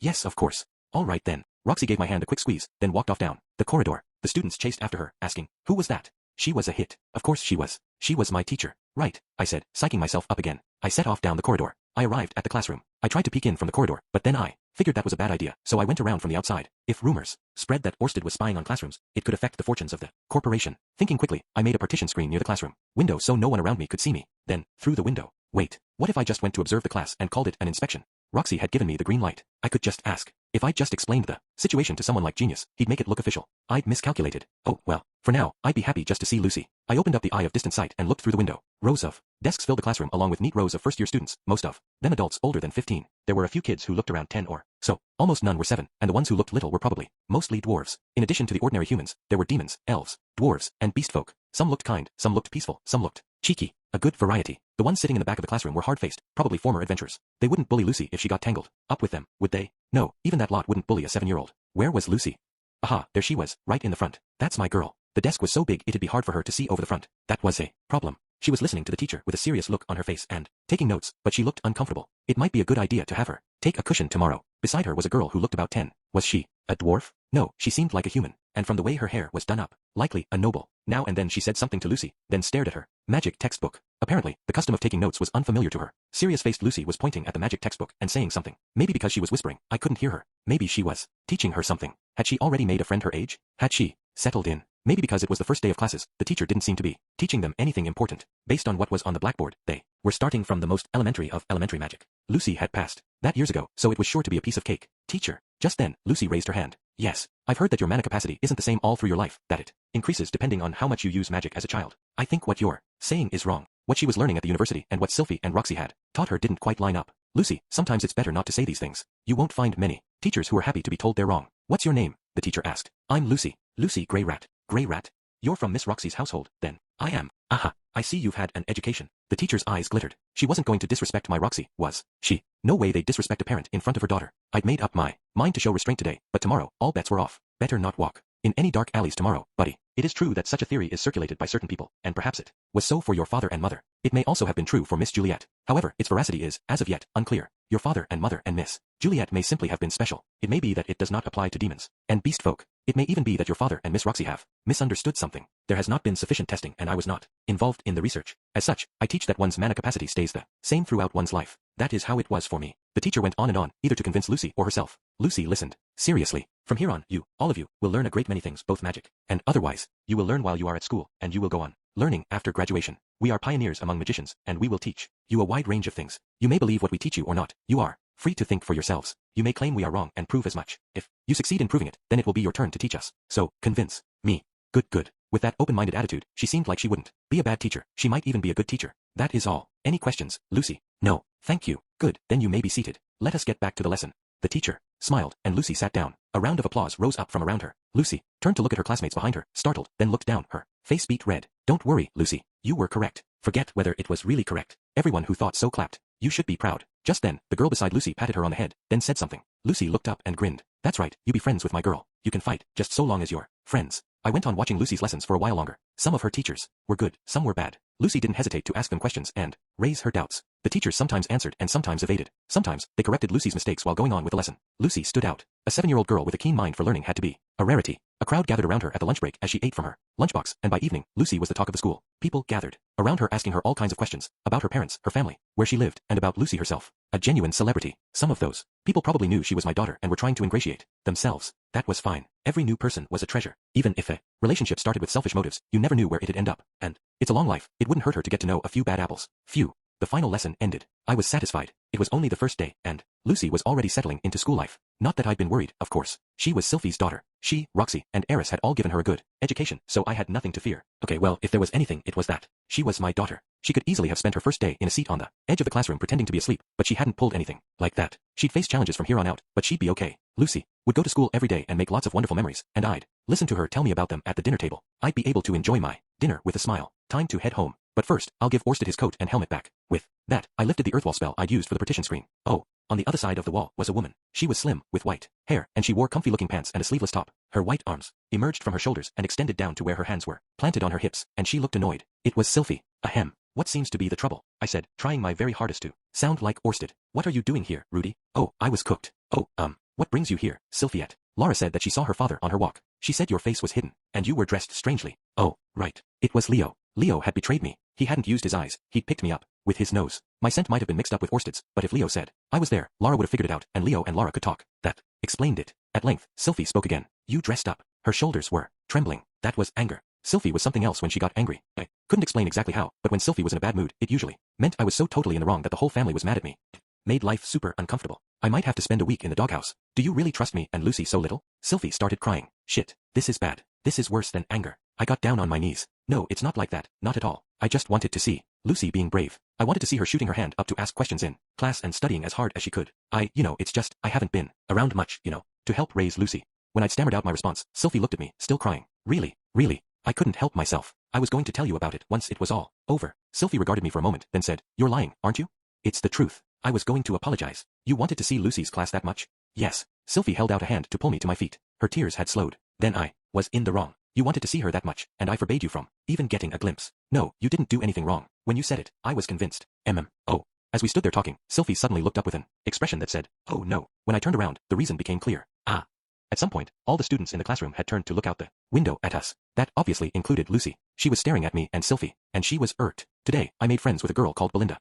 Sylvie and I walked home together with Lucy as a family. We walked in a row, each of us holding one of Lucy's hands. I thought Lucy would sulk over the fact that I'd come to school, but she didn't. It seemed she'd had all sorts of fun during her first day at school, and she told us about all of it, one by one. Belinda said she's the daughter of a renowned minister. She's little like me, but clever, so they let her start school. She said she wants to be the best in school, and show her father what she can do. Wow, that's amazing. Oh, and my first lesson was with Blue Mama. Everyone made fun of her and I was so cross, but then Blue Mama, she said she'd do a little magic and that made everyone go quiet. Then she said, "If you don't want to listen to my class, that's up to you." She was so cool. Let's tell Blue Mama that story at dinner. I'm sure she'll like it. This wasn't what I planned, but this was nice. I squeezed Lucy's hand and walked side by side with Sylvie. It wasn't good to block up the street by walking in a row like this, but hey, who cared? This was my town. "Did you have fun at school, Lucy?" "Aha." Lucy replied, glowing. "I had nothing to worry about." "Hey, Dada, I was fine, wasn't I?" Lucy asked, like she'd read my mind. "Yes, you were. You were great. Am I your girl, Dada?" "Ha ha ha. I think you might be too amazing to be mine." Lucy was a splendid young woman, no matter how you looked at it. She didn't need a guardian. Now, her Dada, on the other hand, he wasn't fine at all. He did need a guardian. "By the way, Rudy." All of a sudden, Sylvie poked me. How long are you going to keep that outfit on?" I looked down at myself and remembered the thick white coat and the black helmet. I was still Shadow Orsted. "I'll give them back tomorrow." "Yeah, tomorrow. Tomorrow would be fine. I hadn't said I'd return them today, and Orsted wasn't in a hurry as far as I knew. Man, the fabric of this coat was really nice. It felt similar to red dragon skin. Aisha would probably know what it was. Just then, a question occurred to me. "By the way, Lucy," I said. It was a small thing, just something I wanted to check. "Yes, Dada." Question, what color is Dada's hair? I didn't ask because I didn't trust Lucy. I just wanted to check. "Brown." "That's right. You are clever, Lucy. I'll be expecting big things from you." "Yes, that's my girl." "Humph, don't make fun of me," Lucy said, pouting a little. Smiling at her, I arrived home happy. "Only, Rudy, you broke your promise to me, so you'll have to go without for 3 days, okay?" "Understood." Okay, so I'd live like a monk for a few days, but I was still happy. The next day, an odd rumor was going about town. People were saying that Orsted was after Lucy. I mean, it was probably because I'd walked around in that outfit. Rumors came and went. I knew they had no basis in reality, and so did Sylvie and the rest of the family, so I wasn't worried. And so, I went to return Orsted's coat. He gave me a scary glare, and I had to work hard to come up with an excuse to explain myself, but that's a tale for another time. Chapter 3. Lucy's Family. My name is Lucy Greyrat. I'm the oldest daughter in the Greyrat family. My family is big. I have 3 mamas, 3 sisters, 3 brothers, 2 grandmas, 2 aunties, and 3 pets. 13 people and 3 animals in all. So big. First, I'll introduce my mamas. I have 3. One has white hair, one has blue hair, and one has red hair. White mama is the one who gave birth to me. She was my dada's first bride. She's the youngest of my mamas, and dada says she needs the most attention. White mama talks a lot. She says, making friends is important, and you must never bully the weak. She told me how important it is to value your friends. Blue hair mama is Lara's mama. She was dada's second bride. She looks younger than my other mamas, but she's the oldest. Dada says she's the most reliable. Blue mama didn't used to talk much, but she sometimes said, live the way you like, and if there's ever anything you don't understand, ask someone. There wasn't anything she taught me herself, but she knew everything and answered all my questions. Red hair mama is Arusa's mama. She was dada's third bride. She looks the oldest of my mamas, but dada says she's the most immature. Red mama isn't very good with words, but she always told me, protecting someone, that's what's important. To do it, you have to be strong. She said that, and she trained me up. I want to follow everything my 3 mamas taught me. I'll make friends, then I'll become strong so I can protect them. I will never bully the weak. If I'm in trouble, I'll ask Blue mama what to do. If I do that, I can't go wrong, and they'll praise me. Dada will too. He'll say, aren't you clever, Lucy? You're such a good big sister. I have 4 brothers and sisters. The oldest is my sister Lara. She's very kind. She has long hair the same color as Blue mama's that she wears in one braid. She's kind of strange. She often talks to blonde grandma and our pet, BYT. Grandma and BYT don't speak, but Lara can talk to them. Maybe because she's always so out of it. Kids tease her and pull her hair when we play in the square. I try to help her, but she doesn't look like she minds much. It's confusing. She loves snaps. She's always falling sound asleep on Leo's back. My oldest brother is Aruz. He's a brave boy. His hair is the same color as Red Mama's, but it's short. He's cheeky, but he always tries to look after me and Lara. I think he's doing what his mama taught him, just like I am. Red Mama thinks he can do anything. Lately, they do running and sword practice every day. Aruz is best friends with Auntie Aisha. He looks happy whenever they're together. My littlest brother is Sieg. He's a crybaby. When he chases after Aruz, he cries. When he gets left behind, I scold Aruz every time. After that, he takes Sieg's hand and puts him on Leo's back. When Sieg tries to get up on Leo's back, Lara shifts back a bit and pulls him up in front of her. She holds on to him to make sure he doesn't fall off, then falls fast asleep. I'm actually the only one who knows about it, but Sieg is super strong. He can pick up really heavy boxes without any problem. I have another little brother called Clive. He's the same age as Lara, and he isn't actually my brother. He's White Mama's grandma's son. Mama says that he's like my cousin. I don't know what to call him, but he's my little brother. He comes to play at our house a lot, and he and Aruz are friends. He's always hugging me. When I pat him on the head, he smiles like he's embarrassed. My littlest sisters are Lily and Christina. They were only just born. They're tiny, so I don't know what they're like, but they'll be good girls. I'm the big sister to all of them. Because I'm the big sister, my mamas always tell me I have to be grown up, and I am. My little brothers and sisters are all very good, and I want to protect them. I have 2 grandmas too. Blonde grandma is Dada's mother. Her name is Zenith. She's very pretty, but she doesn't talk, and she doesn't say anything if you talk to her. She's always in the garden with BYT, staring off into space. Whenever I'm sad or mad, she strokes my hair. She's a strange grandma. Brown hair grandma is Aisha's mother. Her name is Lilia. They say she used to work as a maid at grandpa's house. She still acts just like a maid. My 3 mamas like her, but when I was little, I didn't understand how she could be my grandma. Once on the street, I heard someone say, "The maid is your inferior. Order her around." I tried it. Red Mama was nearby, and she got really mad at me. She spanked me until my bottom was bright red, then put me out of the house and told me to spend the night thinking about what I'd done. I sat huddled up against Leo until brown hair grandma let me back into the house. She explained what had happened to me. That was how I learned that she was a maid, but she was also my grandma, and I was not to order her around. I also have 2 aunties. Both of them are still young, so they get angry when I call them auntie, and even though they are my aunties, they feel more like big sisters. My older auntie is blonde grandma's daughter and Dada's little sister. Her name is Norn. She always tries her very best, plays with me a lot, and teaches me lots of things. I love her. When I grow up, I'm going to be just like her. A little while ago she got married, so she moved away. She barely ever comes home, and when she does, she's always arguing with my younger auntie. It might look like they don't like each other, but sometimes they smile while they argue. I think they're playing. My younger auntie is brown hair grandma's daughter. They have different mamas, but she's Dada's little sister. Her name is Aisha. She always wears maid clothes, just like brown hair grandma, and she runs the house. Whenever I do anything around the house, she helps. She teaches me anything I want to know about cooking and washing. Mama says that she's good at everything. I heard she even helps Dada with work. For some reason, brown hair grandma sometimes gets mad at her. It's strange. I have 3 pets. Leo is a big white dog and a guardian beast. He's really clever and understands what we say. He watches over everyone in the family, and Dada says that if I'm in trouble, I should go to Leo. Lara is his favorite, and when he's at home, he sticks to her like glue. Dillo the armadillo is Blue Mama's mount. He's timid, and when he's told off, he either rolls over to show his belly or curls up in a ball. When anything happens while we're out, he sometimes growls and scares off whoever it is. In his own way, he tries to protect us too. BYT the tray ant protects Auntie Aisha's vegetable garden. He's a plant monster, so I have no idea what he thinks about. He's often with blonde grandma and Lara. He has no mercy for anything that damages the gardens, crops. He gets nutrients from the little birds he catches stealing Dada's favorite rice. He's scary, but he's never hurt anyone in the family. When we get close, he opens the gate for us and gives us fruit from the trees. He's family too. I have lots of people in my family. I have lots of mamas and lots of little sisters and brothers, but I only have one Dada. I really love Dada. I heard that when I was a baby, I used to avoid him, but now I don't. The way he smells makes me feel totally safe. Sometimes his beard gets scratchy, but I like that too. Dada doesn't let me touch his beard much. Sometimes it gets really shaggy, but when I try to touch it, he gently takes my hand and says, "Sorry, I'll shave it now." Okay. Then he heads for the bathroom. I don't know why, but I guess Dada wants to. I wish he'd let me touch his beard, but I like him anyway. I feel like Dada doesn't think I can do a lot. I'm not sure why, but it's how I feel. He worries about me, and he loves me, but he thinks I'm really little. I'm sure it's because Dada is so amazing. I don't know how he is, but everyone seems to think so. When he was my age, he could already do Saint Tier magic. And not only did he go to school, he ended up teaching. When I turned 5 and started to go out to play in the town and park, I started saying good morning to lots of different people. They all knew about Dada. The most important looking people were the ones who praise him the most. My mamas are amazing too, but I've known since I was little that Dada is really special. Dada doesn't expect much from me, and I guess he doesn't from anyone, but I want him to praise me. I do what my mamas teach me, and I protect my little brothers and sisters. My mamas give me lots of praise for that. I want Dada to praise me too. I'm already 7. Today, I'm starting school. It's a school for grown-ups too, and it's where White Mama and Blue Mama and Dada all went. Red Mama didn't, but I heard she teaches sword fighting there. Sometimes, knowing you, Lucy, you'll be fine. Remember everything we've taught you and you'll do great. That's what Blue Mama told me, but I'm still nervous. Will I do okay in a place full of grown-ups? Will I make friends? I'm happy, but I'm nervous. I'm sure if I do my best, Dada will praise me. Amazing, Lucy, that's my girl, he'll say. He'll have high expectations for me, I bet. I'm going to work hard to meet them. Chapter 1. Isolde looks for a husband. Long, long ago, back before water god style existed, there was a country terrorized by the Sea Dragon King. They had fished in the Sea Dragon King's waters and incurred its displeasure. Almost every day, fishing boats were ravaged, and sea dragons began to appear in the ports. Though the knights of that land tried to stand against it, the sea dragons were vast and glided through the water. They were strong and rapidly wore down the kingdom's forces.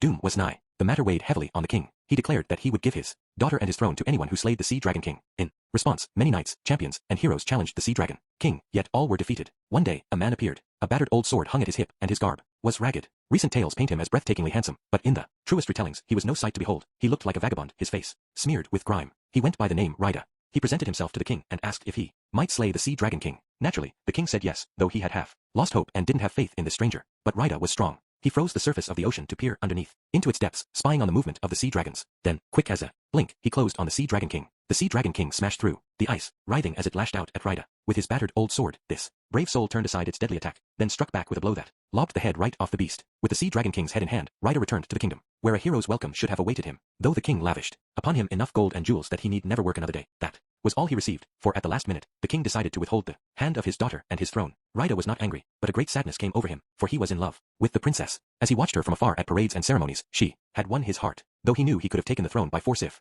he so desired. Raida decided that if he could not marry his beloved, he would leave this country. Yet there was one who became angry in his place, the princess. She railed against the king, punching and kicking at him before storming out of the castle. She went after Raida, catching up to him as he made to leave the country and throwing herself at his feet. I have given up my country. I am no longer a princess. I have no name. In making me yours, you will not gain a kingdom, nor will you become king. If that is acceptable to you, I beg of you, make me your wife. With a smile, Raida took the princess in his arms. Together, they left the kingdom. The pair were married, and they disappeared. Years later, in some far corner of the world, the water god style was born. Or, so it is said. This episode was the basis for the law that states, the water gods' companion shall forsake their name. Isolde Kluel was the head of the water god style in Azura, as well as one of the sword instructors for the kingdom's knight order. At present, she was a water emperor, but she had only just learned the third of the water god styles, 5 secret techniques. In a few months, there would be a ceremony in which she would take the name that declared her water god. Her age was unclear, but she looked to be in her 20s. She had aristocratic features and lovely hair so dark it was almost blue. Her beauty was plain to see, but some whispered that she used makeup to look younger. In the whole of Azura, the only person who knew her age was Queen Ariel. Isolde was actively searching for a husband. When she became water god, it would mean an end to many, many moons of strict training. From here on, she would continue to hone her skills, but it was a milestone, so she felt it was about time she thought about marriage. Unfortunately, her search was not going smoothly. It wasn't that she lacked potential partners, of course. The water god-to-be was in demand, especially by water god-style swordsmen. There was no shortage of men who were entranced by her beauty and impressed by her dedication to her training. Yet they were swordsmen, they lived by the blade. Few were broad-minded enough to marry a woman who was stronger than they were. Isolde, for her part, would have preferred a man who was her equal, or at least someone with king-tier abilities. An Azuran nobleman would do, and women of the water god style were popular in Azura. Swordswomen of the defensive water god style, unlike their sword god counterparts, were not overly assertive. They were soft-spoken and feminine. They could be confrontational at times, and they knew their own minds. In Isolde's case, she knew how to conduct herself at court. She was young, pretty, good-natured, and would respect her husband. On top of that, she was a skilled swordswoman. There were many Azuran noblemen who'd have liked to make her their wife. They'd have her wait on them during the day and warm their beds at night. Needless to say, Isolde was not interested in a husband with only prurient interests, but every now and then she would meet someone and think he might do. He had good looks, a good nature, and a good pedigree, and he wasn't a bad swordsman. This charmer kept his perversions well hidden and came up to her, flashing a mouthful of pearly white teeth. It was the prince. Isolde fell for him hard. She fell for him, even as the people around her told her, not him.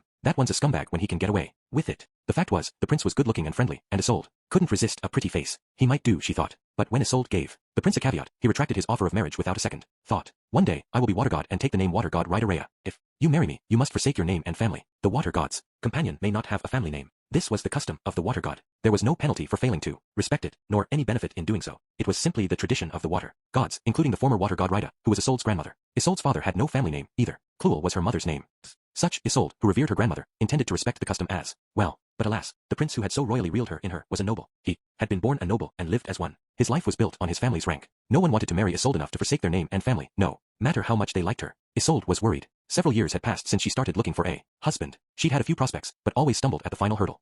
This rate, she wouldn't find a husband before she took the water god's name. Yet Isolde had confidence in herself. She was well-groomed, a great cook, and could put on makeup like an artist. She never skipped a day of hair and skincare. She liked to think she was an excellent speaker. Her water god style training had included the art of conversation, where you coaxed the other party into speaking first. She really was doing her best. Despite all her efforts, however, she still couldn't find a husband. Eris had. Even Nina had, but she somehow just couldn't do it. They both had childhood friends, and they didn't have any restrictive traditions to follow. Isolde had thought she was charming enough to make up for that. Her standards had been high, but she believed that at some point she would find her perfect match. She had always been able to do anything she set her mind to. What number was he? After a very long pause, Isolde muttered, 21. She had been dumped 21 times. If you included the ones she'd broken up with, that number was even higher. I see. Isolde was in her living room at home, sitting across from her older brother. The house was adjoined to the training hall. Isolde's brother, Tuntris Kluel, was an advanced-tier water god-style swordsman. He was the eldest son of the Kluel family, but compared to his little sister, he was only a minor talent. Despite his grueling efforts, he didn't have what it took to get any higher than the advanced tier. He was an honest man, however. He had even rejected his grandmother Raida when she offered, "How about I make you a water saint?"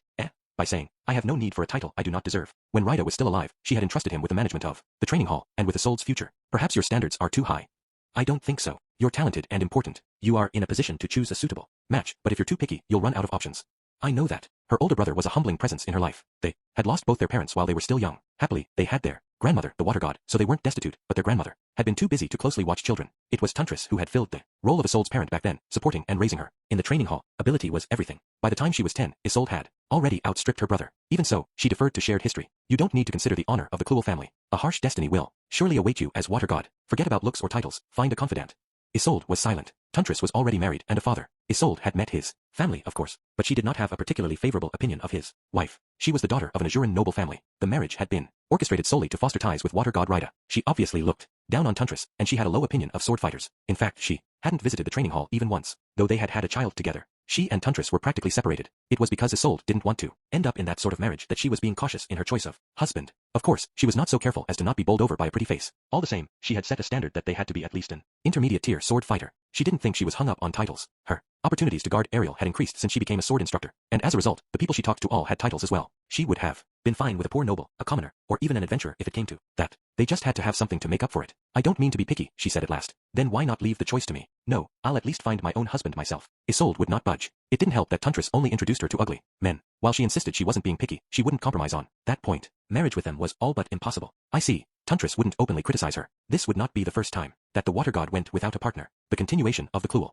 bloodline was being taken care of by him. He did wish to see his little sister happy, and as she wanted a husband, he wanted to support her. That being said, if she didn't desire his help, then Tantris wasn't going to force it. He might not have talent, but he still knew the way of the water god style. By the way, Isolde, weren't you summoned by Her Majesty today? Yes, Isolde replied after a pause. You're not going to be late, are you? I have time. It would be terrible for you to keep Her Majesty waiting. Let's leave things here for today.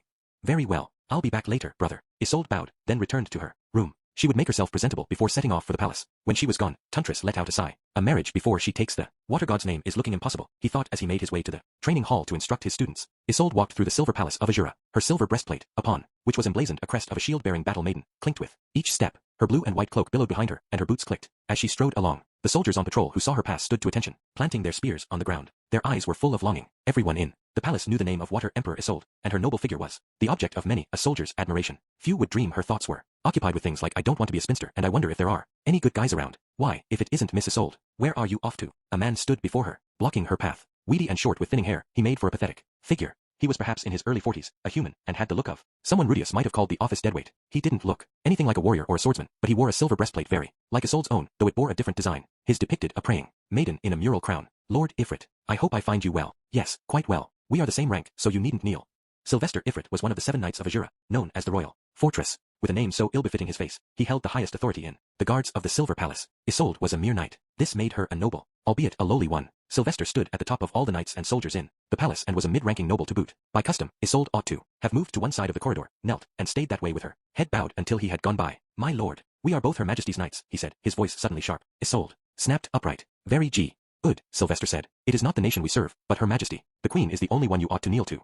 His aura was so formidable that Isolde only nodded. Sylvester was a small man. He was prone to illness, and he wasn't robust. He wasn't much of a swordsman, nor was he especially good at magic. Yet he had graduated second in his class from the Royal Knights Academy. He was a master of finding talent and training it up. This was a man who truly understood the importance of putting the right people in the right jobs, and it was because of this single talent that Ariel summoned him back to the capital from the backwater corner of the kingdom and made him her knight. Where are you off to anyway, Miss Isolde? Her Majesty summoned me. Her Majesty, you say? Well then, I won't hold you up. Don't you need something from me? Oh, it's nothing all that important. My boy said he wanted me to introduce him to you, so if you'll forgive me for indulging my foolish son, I merely wished to ask if you'd meet him, should you have time to spare. Isolde would have liked to bite. She was intrigued by the talk of a foolish son, but her liege had summoned her. Thank you for telling me. Let us speak more about it when you have time, she said with composure, then hurried on her way. As she made her way deeper into the palace, she passed fewer and fewer people. There were fewer soldiers in plain armor and more knights in expensive armor. These knights were only low-ranking nobles, but they too had sworn their loyalty to Ariel. There was next to no chance they would betray her. In the innermost palace, there were fewer people still. Here there were neither soldiers nor knights, only empty corridors. Occasionally, she passed an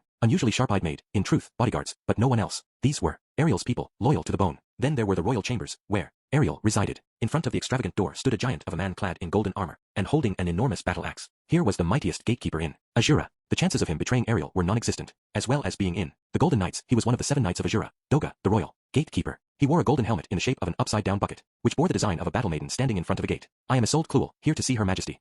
When she said her name, Doga slowly stirred to life. His movements appeared sluggish, but Isolde knew his guard never dropped for a moment. In a crisis, he could swing that battle axe with terrifying speed, and she suspected that if he fought in earnest, she would be unable to get past him. Doga had held a hand out to her. Isolde stared at it, her eyebrows twitching. He had a homely face, not coarse, but not to Isolde's taste. She was a little repulsed at the idea of allowing him to touch her. A body search? Go ahead. These were the queen's rooms. It was to be expected. No one could be permitted to bring a weapon into the monarch's private chambers, knight or not. Doga was known for his caution. Even one of the kingdom's ministers would not be permitted to bring in so much as a little wooden spoon after Doga's careful inspection. Isolde wondered if he would touch her breasts but decided to endure it. Doga did not touch Isolde. His hand reached out toward her hair, and in that hand, he held something. Isolde looked questioningly at it. Between his fingers, he held a single petal. Was stuck. Ha! Isolde, you're pretty. Can't leave thing like this on you. Behind his helmet, Doga smiled warmly. Isolde stared blankly at him, letting the tension in her body drain away. Oh, my weapon. Suddenly remembering, she took her sword from its belt and held it out to Doga. Doga did not take it. Isolde, you are Queen Ariel's knight. Need weapon to protect her. Isolde was silent. He hadn't done a body search, nor had he taken her weapon. As Ariel's knight, she had won this man's trust, this man who numbered among the most able individuals in Azura. When she realized this, her heart began to beat a little faster. But no way, not with that face. She gave her head a shake, then took a deep breath. Isolde Kluel requesting leave to enter. Please, come in.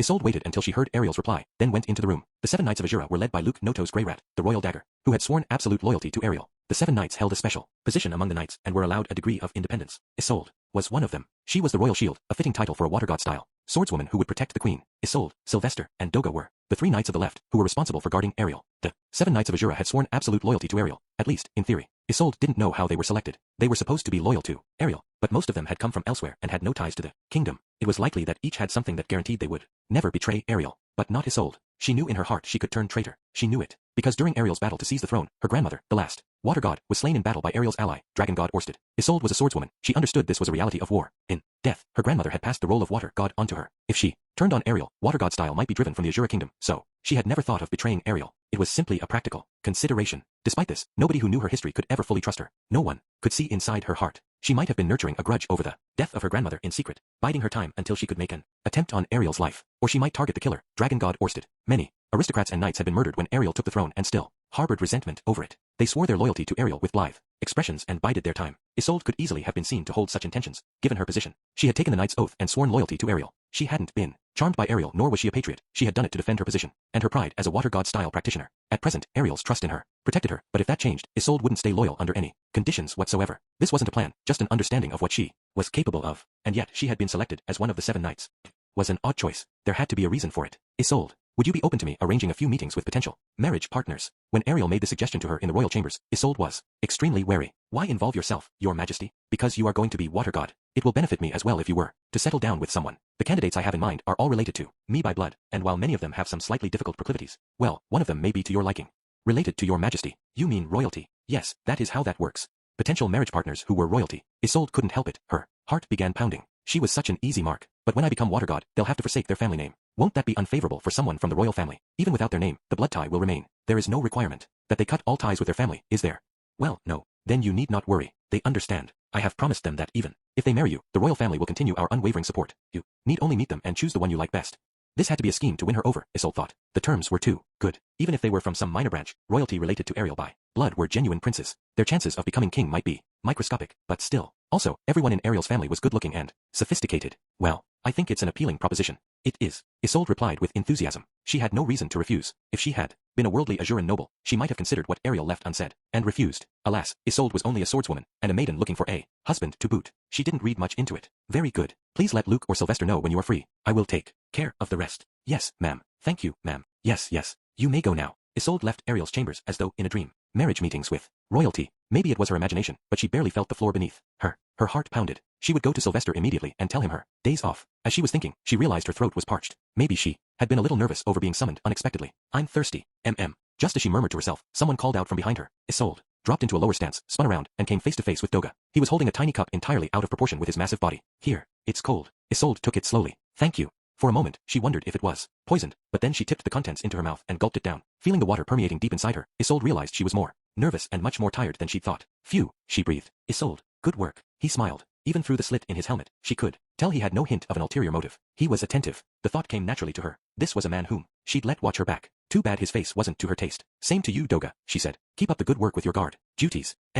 Well, it was what it was. Imagining the days of meeting with prospective marriage partners who awaited her with sharp-toothed grins, Isolde went on her way. Chapter 2. Doga the Gatekeeper. In the kingdom of Azura, there were 7 warriors known as the 7 Knights of Azura. They swore absolute loyalty to Ariel Anemoi Azura. Their leader was Knight Banrat Luke Noto's Grey Rat, the Royal Dagger. The 3 Knights of the Right presided over offense. They were Sandor Vaughn, Granger, the Royal Greatsword, Oswald Euros Grey Rat, the Royal Halberd, and Ghislaine de Doldia, the Royal Guard Dog. The 3 Knights of the Left presided over defense. They were Doga, the Royal Gatekeeper, Sylvester Ifrit, the Royal Fortress, and Isolde Kluel, the Royal Shield. Of these 7, the backgrounds and origins of some were widely known, but half of them had been scouted especially by Ariel and Luke. They were a motley bunch, comprising commoners, nobles of all ranks, and a half-human half-immortal demon. What they all shared was their unswerving loyalty to Ariel. While Isolde suffers for her misunderstanding of what Ariel meant by slight when she spoke of difficult proclivities, let us turn to the story of another of these knights. He was born in a little village in the Donati region of Azura. A little slow at times, the other children looked down on him, but he was a healthy child, sturdily built, and never got sick. His father was one of the few soldiers who protected the village and was seldom home. He hardly ever had a day off, and it wasn't unusual for him to be out all night. When the boy was 5, his little sister was born. She was a sweet girl, just like their mother,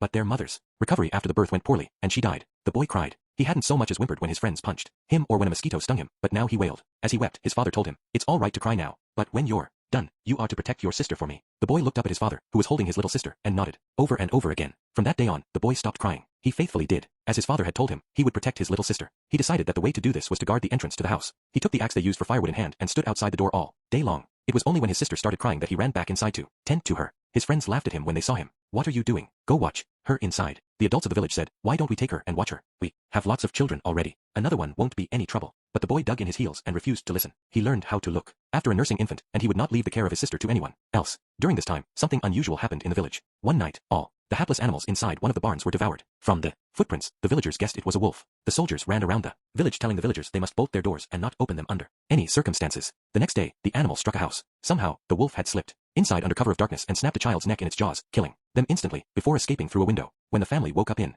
the morning, none of them knew what had happened. They followed the trail of blood until, just outside the village, they found the baby's clothing lying in a pool of blood. It drove them half mad. As more incidents followed, the soldiers realized that their guess had been wrong. The creature stalking the village was not a wolf, it was a monster. It was small, no bigger than an ordinary wolf, but a vicious monster nonetheless. They were right, it had the head of a wolf and the hind legs of a wolf, but monkey arms sprouted from its shoulders. It could walk on 2 legs when it chose, and it climbed trees. Though it was only the size of a large dog, its head was too large for its body. It was a clever mutant that had learned the taste of human flesh. As though it relished the villagers' terror, it lurked in another household's wheat field for a day to select its next target. It chose its next house because the adult did not come home at night. The father went hunting for the monster elsewhere, leaving his 2 children helpless. Licking its chops, the monster used its monkey arms to climb up on the roof, then slipped down the chimney. The next day dawned. When his nighttime patrol was over, the boy's father went back to his house. The first thing that met his eyes was a pool of blood. "No," he gasped. His face pale, he looked around the house and immediately saw the mangled corpse on the floor. It was the monster, its head split in 2. Standing between it and his daughter, who was sleeping peacefully in her bed, was his son. The boy clutched the firewood axe with his legs planted firmly apart, a ferocious look on his face. It had been a desperate battle. The boy was covered in blood, and his arm was broken, but the children were alive. The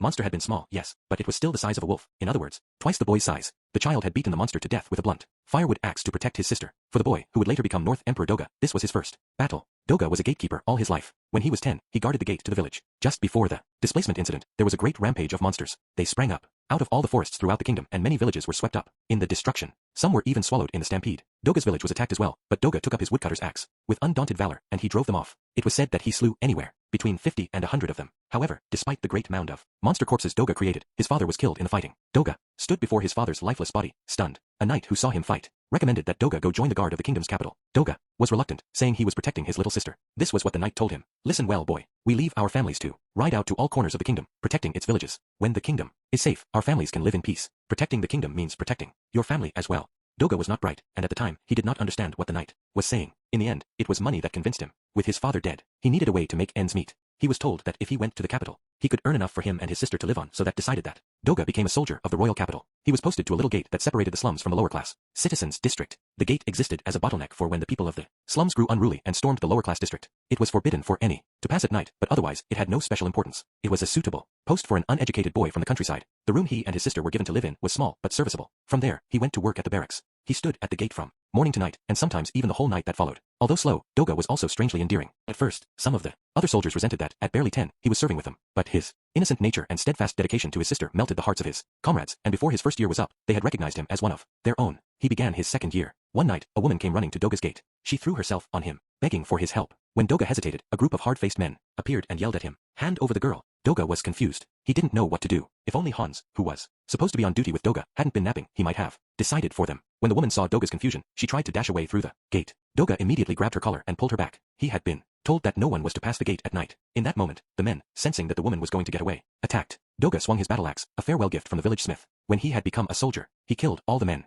At the sight of Doga, standing there, drenched in blood, the woman wet herself, then sunk down on all fours. Hans came running, drawn by the noise. He stopped short at the sight of the carnage at the gate. This, he thought, was going to be bad. Doga had committed an act of indiscriminate murder. Hans had been asleep. The blame would fall on him, too. His face gray, he went to check the corpses, then he realized he knew these faces. It was the gang of thieves who had been running wild through the lower class district. This lot had been giving the guard a lot of trouble because the knights wouldn't bother with this lowly district, and Doga had wiped them all out single-handedly. Doga was promoted. He went from being the soldier who guarded the gate between the lower class district and the slum to the soldier who guarded the gate between the middle class district and the lower class district. For some reason, Hans went with him. Doga stayed at that gate for some time. Some days it rained, some days a gale blew through, but he stood watch through it all. Even after he came of age, he stuck to it. He was slow, so Hans helped him. Along the way, Hans came to understand Doga better than anyone. Doga's sister grew up into a beautiful young woman, and she and Hans were married. Perhaps Hans had been eyeing his sister all along, but that didn't matter to Doga. He knew that while Hans might nap on the job, he wasn't a bad sort. He swore to Saint Millis in front of Doga that he would make his sister happy. But then Doga found himself alone. With his sister married, he'd fulfilled his father's instructions through to the end. He no longer needed to guard any gate. Yet Doga stayed at his post. Some days it rained, some days a gale blew through, but he guarded the gate. On one such day, the city was rocked by a great shock. Ariel Anemoi Azura had announced her coronation.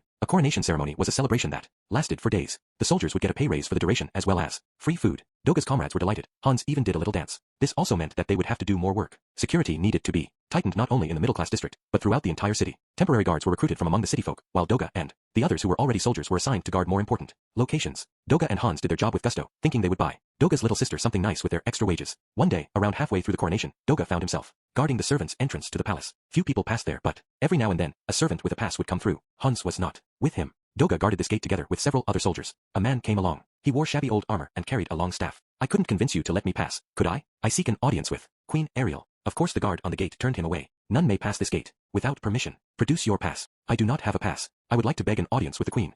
No pass, no passage. Away with you. I have no choice then. I'm glad I came to this gate. I thought I might have to cast a pall on Her Majesty's glorious occasion, the man said. He tried to force his way through the gate. His staff moved like magic. In an instant, the other gatekeepers were knocked to the ground, but not Doga. No matter how many times the man drove the butt of his staff into Doga's vital spots, he remained standing. Doga swung his axe at the man, but couldn't touch him. Doga had never before missed a target. He went on, attacking doggedly. The man was delighted. Marvelous. I didn't think to find a man like you, hidden away in a place like this. All right, out of respect for your strength, I will give up on getting through this gate. I beg your pardon. As a token of my apology, how about becoming my apprentice? You've got talent. Doga had no idea what the man was talking about, but the man seemed to have given up on getting through the gate. But the moment he relaxed, he passed out. He didn't even drop. He was out cold and still standing. When he woke with a start, the man was still there. He was holding Doga's axe and appeared to be guarding the gate, except that he was surrounded by a throng of soldiers. Good morning, kid. I've been guarding the gate for you. That was how Doga met Sandor, otherwise known as Alex Ribok, North God Kalman II. The day that Doga became Sandor's apprentice, he went home and half collapsed into bed. There had been a healing magician among the soldiers who had come running, so none of the damage was permanent. His battle with North God Kalman had drained every drop of his bottomless reserves of strength. For the first time in his life, he fell asleep out of exhaustion. He slept for 2 days, then woke up. At his bedside was his sister, tear streaks on her face, and Hans, who looked relieved. Also, there was Sandor, looking inappropriately cheerful. Good morning, apprentice. Come with me. In a terrific display of strength, Sandor pulled Doga to his feet, then got him into his armor and made to lead him off somewhere. Doga, not understanding, looked to Hans for help. Sorry, Doga, I don't really know what's going on either, but I think you're being honored. So look, go along with him for now, You do your best and don't be rude. Yes, his sister added. Brother, please do your best. Doga, not following Hans's train of thought at all, looked around in confusion, but he couldn't fight Sandor's strength, and so they set off for the gate he had guarded the other day. When they arrived, Sandor pulled out a pass with a flourish to let them through. Just like that, they were inside the palace. Doga followed behind Sandor, amazed by his first glimpse of the glittering halls. Before he knew it, there was a pretty woman with blonde hair in front of him. This is the boy. Yes, your majesty. I wish to speak to him a little. Sandor gave Doga a shove in the back, so that he was standing directly in front of the woman. She was divinely beautiful. I am Ariel Anemoi Azura, and you are. Doga did not know that name. Though he was a city soldier, he was unaware of the queen. Naturally, he had never seen her either. Before he knew it, Doga found himself kneeling. For some reason he felt like he ought to. I am Doga. Why did you become a soldier? Dad said protect little sister, so. Doga struggled with speaking. He had never been eloquent enough to recount his life to anyone, but Ariel readily accepted what he said. To protect your sister? Very admirable. But now Hans protects my sister. I mean, they're together now. At a glance from Ariel, the knight beside him supplied. His younger sister married a soldier named Hans. Doga didn't know this, but the knight was Luke. So I don't really have to protect her anymore. Ariel smiled at Doga's slightly dejected expression. You are wrong, Doga. She said. You do still have to protect her. What do you mean? Hans is your younger brother now. That means that you have to protect both of them. You have to do twice the work. That was a shock to Doga. He hadn't thought about it like that. She was right, though. Hans, who said he would protect Doga's sister, had started to call him brother. Doga was his older brother. He had to protect his little sister. So obviously, he had to protect his little brother too. Oh, I need to protect them more. That's right. If you keep doing what you've always done, you might not be able to protect either of them. Ha. Why? You are strong, but your reach is short. It may be that the two of them will run into danger somewhere you cannot help them. Doga looked at the palms of his hands. He remembered how his father had died. He had been so close, and yet a monster had killed him when Doga wasn't looking. Teach then. What should I do? Protect me. Ha. I serve the kingdom. I make it better. By protecting me, you will be protecting the kingdom, and by protecting the kingdom, you will be protecting your brother and sister. Doga didn't understand. What did protecting this woman in front of him have to do with protecting Hans and his sister? He was completely lost. But Ariel was serious. He remembered that someone else had told him something similar. The knight who had given him a letter of recommendation to join the city guard. Listen well, boy. We leave our families to ride out to all corners of the kingdom, protecting its villages. When the kingdom is safe, our families can live in peace. Protecting the kingdom means protecting your family as well. At the time, he hadn't known what he was being told. It was money that had spurred him into action. Now, he felt like he understood. After all, even when he was protecting a totally different place, his sister and Hans lived happily. Doga, will you swear loyalty to me? Will you protect me and, by extension, the kingdom? Yes, your majesty. Very well, Doga, I name you a knight. On that day, Doga became one of the 7 knights of Azura. Since then, Doga had guarded the final gate, the door to the royal chambers. Sometimes, on Ariel's orders, he went other places. For a few hours. Each day, he practiced under Sandor's tutelage a short distance from Ariel's chambers. On the one day each month he had leave, he went to eat dinner with his sister and Hans. When Doga wasn't there, someone else guarded the royal chambers in his place. Usually, it was Isolde Kluel, the royal shield, but that was not the case in the beginning. After being made a knight and given his shining gold armor, he had stubbornly refused to budge from in front of his gate. Now that he had made up his mind to protect it, he could not hand it off to anyone who'd do the job half-heartedly. For his first month, he would not surrender his post to anyone except Sandor. If Ariel had not ordered him to rest, he would have stayed on guard for days, without food or drink or sleep. He performed body searches on everyone who approached the royal chambers without distinguishing between men and women. He would confiscate even the tiniest fork. It was around this time that a new member joined the 7 Knights of Azura, Isolde Kluel, the royal shield. She had her job as sword instructor, but back then, before Ghislaine joined them, she was the only woman among the 7 knights. It was decided that she was the ideal choice for the queen's personal protection. One day, it was decided that Sandor would travel around the Azura kingdom to put together the Golden Knights. Without Sandor, there was no one who could fill in for Doga. If he stood there for a full month, he would collapse. So, Sandor set up a match between him and Isolde. At that time, Sandor had Doga introduce himself as North King. He had only just begun his training, but he was extremely skilled. Even so, Isolde wiped the floor with him. She moved like the wind, turning aside his blows from his battle axe, then hammering him with one counterattack after another until she brought him down. If they had been using real blades and fighting to kill, Isolde would have slain Doga in an instant. Doga had an inexhaustible supply of strength, but he lost without laying so much as a finger on her. This woman, slender as a flower, had turned aside the blows of an axe broader than she was, then stung like a delicate thorn. After taking strike after strike, Doga accepted that this was a person worthy of guarding the door in his stead. He also understood something. The woman was a delicate and beautiful flower, untouchable to the likes of him. Doga was in love. You seem down lately. Doga was at dinner with his sister and her husband. The food on the table was simple, but there was enough of it to fill even Doga's giant belly. On the other side of the table sat his sister and Hans, and beside Hans, their lovely daughter. Doga, a brimming tankard of wine in one hand, looked blankly at Hans. Are you not feeling well? Why? Doga said as he tried to mask his inner turmoil. Hans pointed at the food. You've barely eaten. Doga looked. It was true, he'd hardly made a dent in the food. He loved his sister's cooking. Usually, Doga gulped down his food in silence, happily stuffing his cheeks until he'd polished everything off. The same went for wine, which was his favorite. It was only drunk on celebratory occasions, but when they had it, he drank like a fish. Hans kept an entire barrel on hand for those occasions. Yet for some reason, Doga had only eaten half his food, and he only sipped at his wine. Something was wrong. If you don't feel well, you get one of the palace healing magicians to look at you. Alright, they do that for you. What with you being a knight now, yeah? Though I have to say, you look healthy enough. Doga tilted his head, face blank. He didn't realize there was anything unusual about himself. If you're worn out, why not ask for a few more days off? I know you're a hard worker and you've got an honorable job in guarding Her Majesty. If you push yourself too hard and collapse, then where will you be? Not that I could imagine you collapsing. Doga nodded and started to eat. Something was definitely off. The food tasted how it always did. Delicious. It just felt wrong as he swallowed it. Usually, it was more munching and gulping and yelling. Bring out the next dish. Not today. Every time he swallowed, his stomach rejected it. It was like the feeling of being full, but more unpleasant. The wine was strange too. It was tasteless. This had never happened to him before. Perhaps he really was sick or, like Hans said, worn out. Hey now, what's the story? Tell us. When Doga stayed silent, Hans pressed further. Brother, Doga, ever since we were guards down in the lower city, you've always had my back. If you can't tell me your troubles, I won't be able to show my face anywhere, not even to St. Millis. I don't know either. Something must have happened recently at the palace. Anything. Just try to talk, Hans said with a serious look. Doga looked up. Then, just as Hans had said, he went through his memories, and bit by bit began to talk them through. There was the cat that had gotten lost inside while he was watching the final gate. He had given it some of his lunch, and it had started coming by a lot, which made him happy. How when he was walking through the town in his armor, a young soldier flagged him down to say, I respect you, which had made him happy. Isolde had come by while he was guarding the final gate, then thanked him when he took a flower petal from her hair and gave it to her, which had made him happy. When Sandor had taught him a new technique, he'd said, you really have talent, which had made him happy. While he was walking around the hospital, a guard shared a rumor with him that Isolde might get married. That didn't make him happy. How at a party for the guards, Isolde had come in a dress and been the most beautiful woman he'd ever seen, which had made him happy. He had seen her dancing with men he didn't know, which hadn't made him happy. How the noble girls had been spreading groundless rumors about Isolde, which had made him unhappy. How he had seen Isolde walking together with a handsome man, which had hurt his heart. How Isolde. That's enough. I understand. I understand perfectly, Hans said, cutting Doga off. He had the general idea now. You're in love with this Isolde, eh?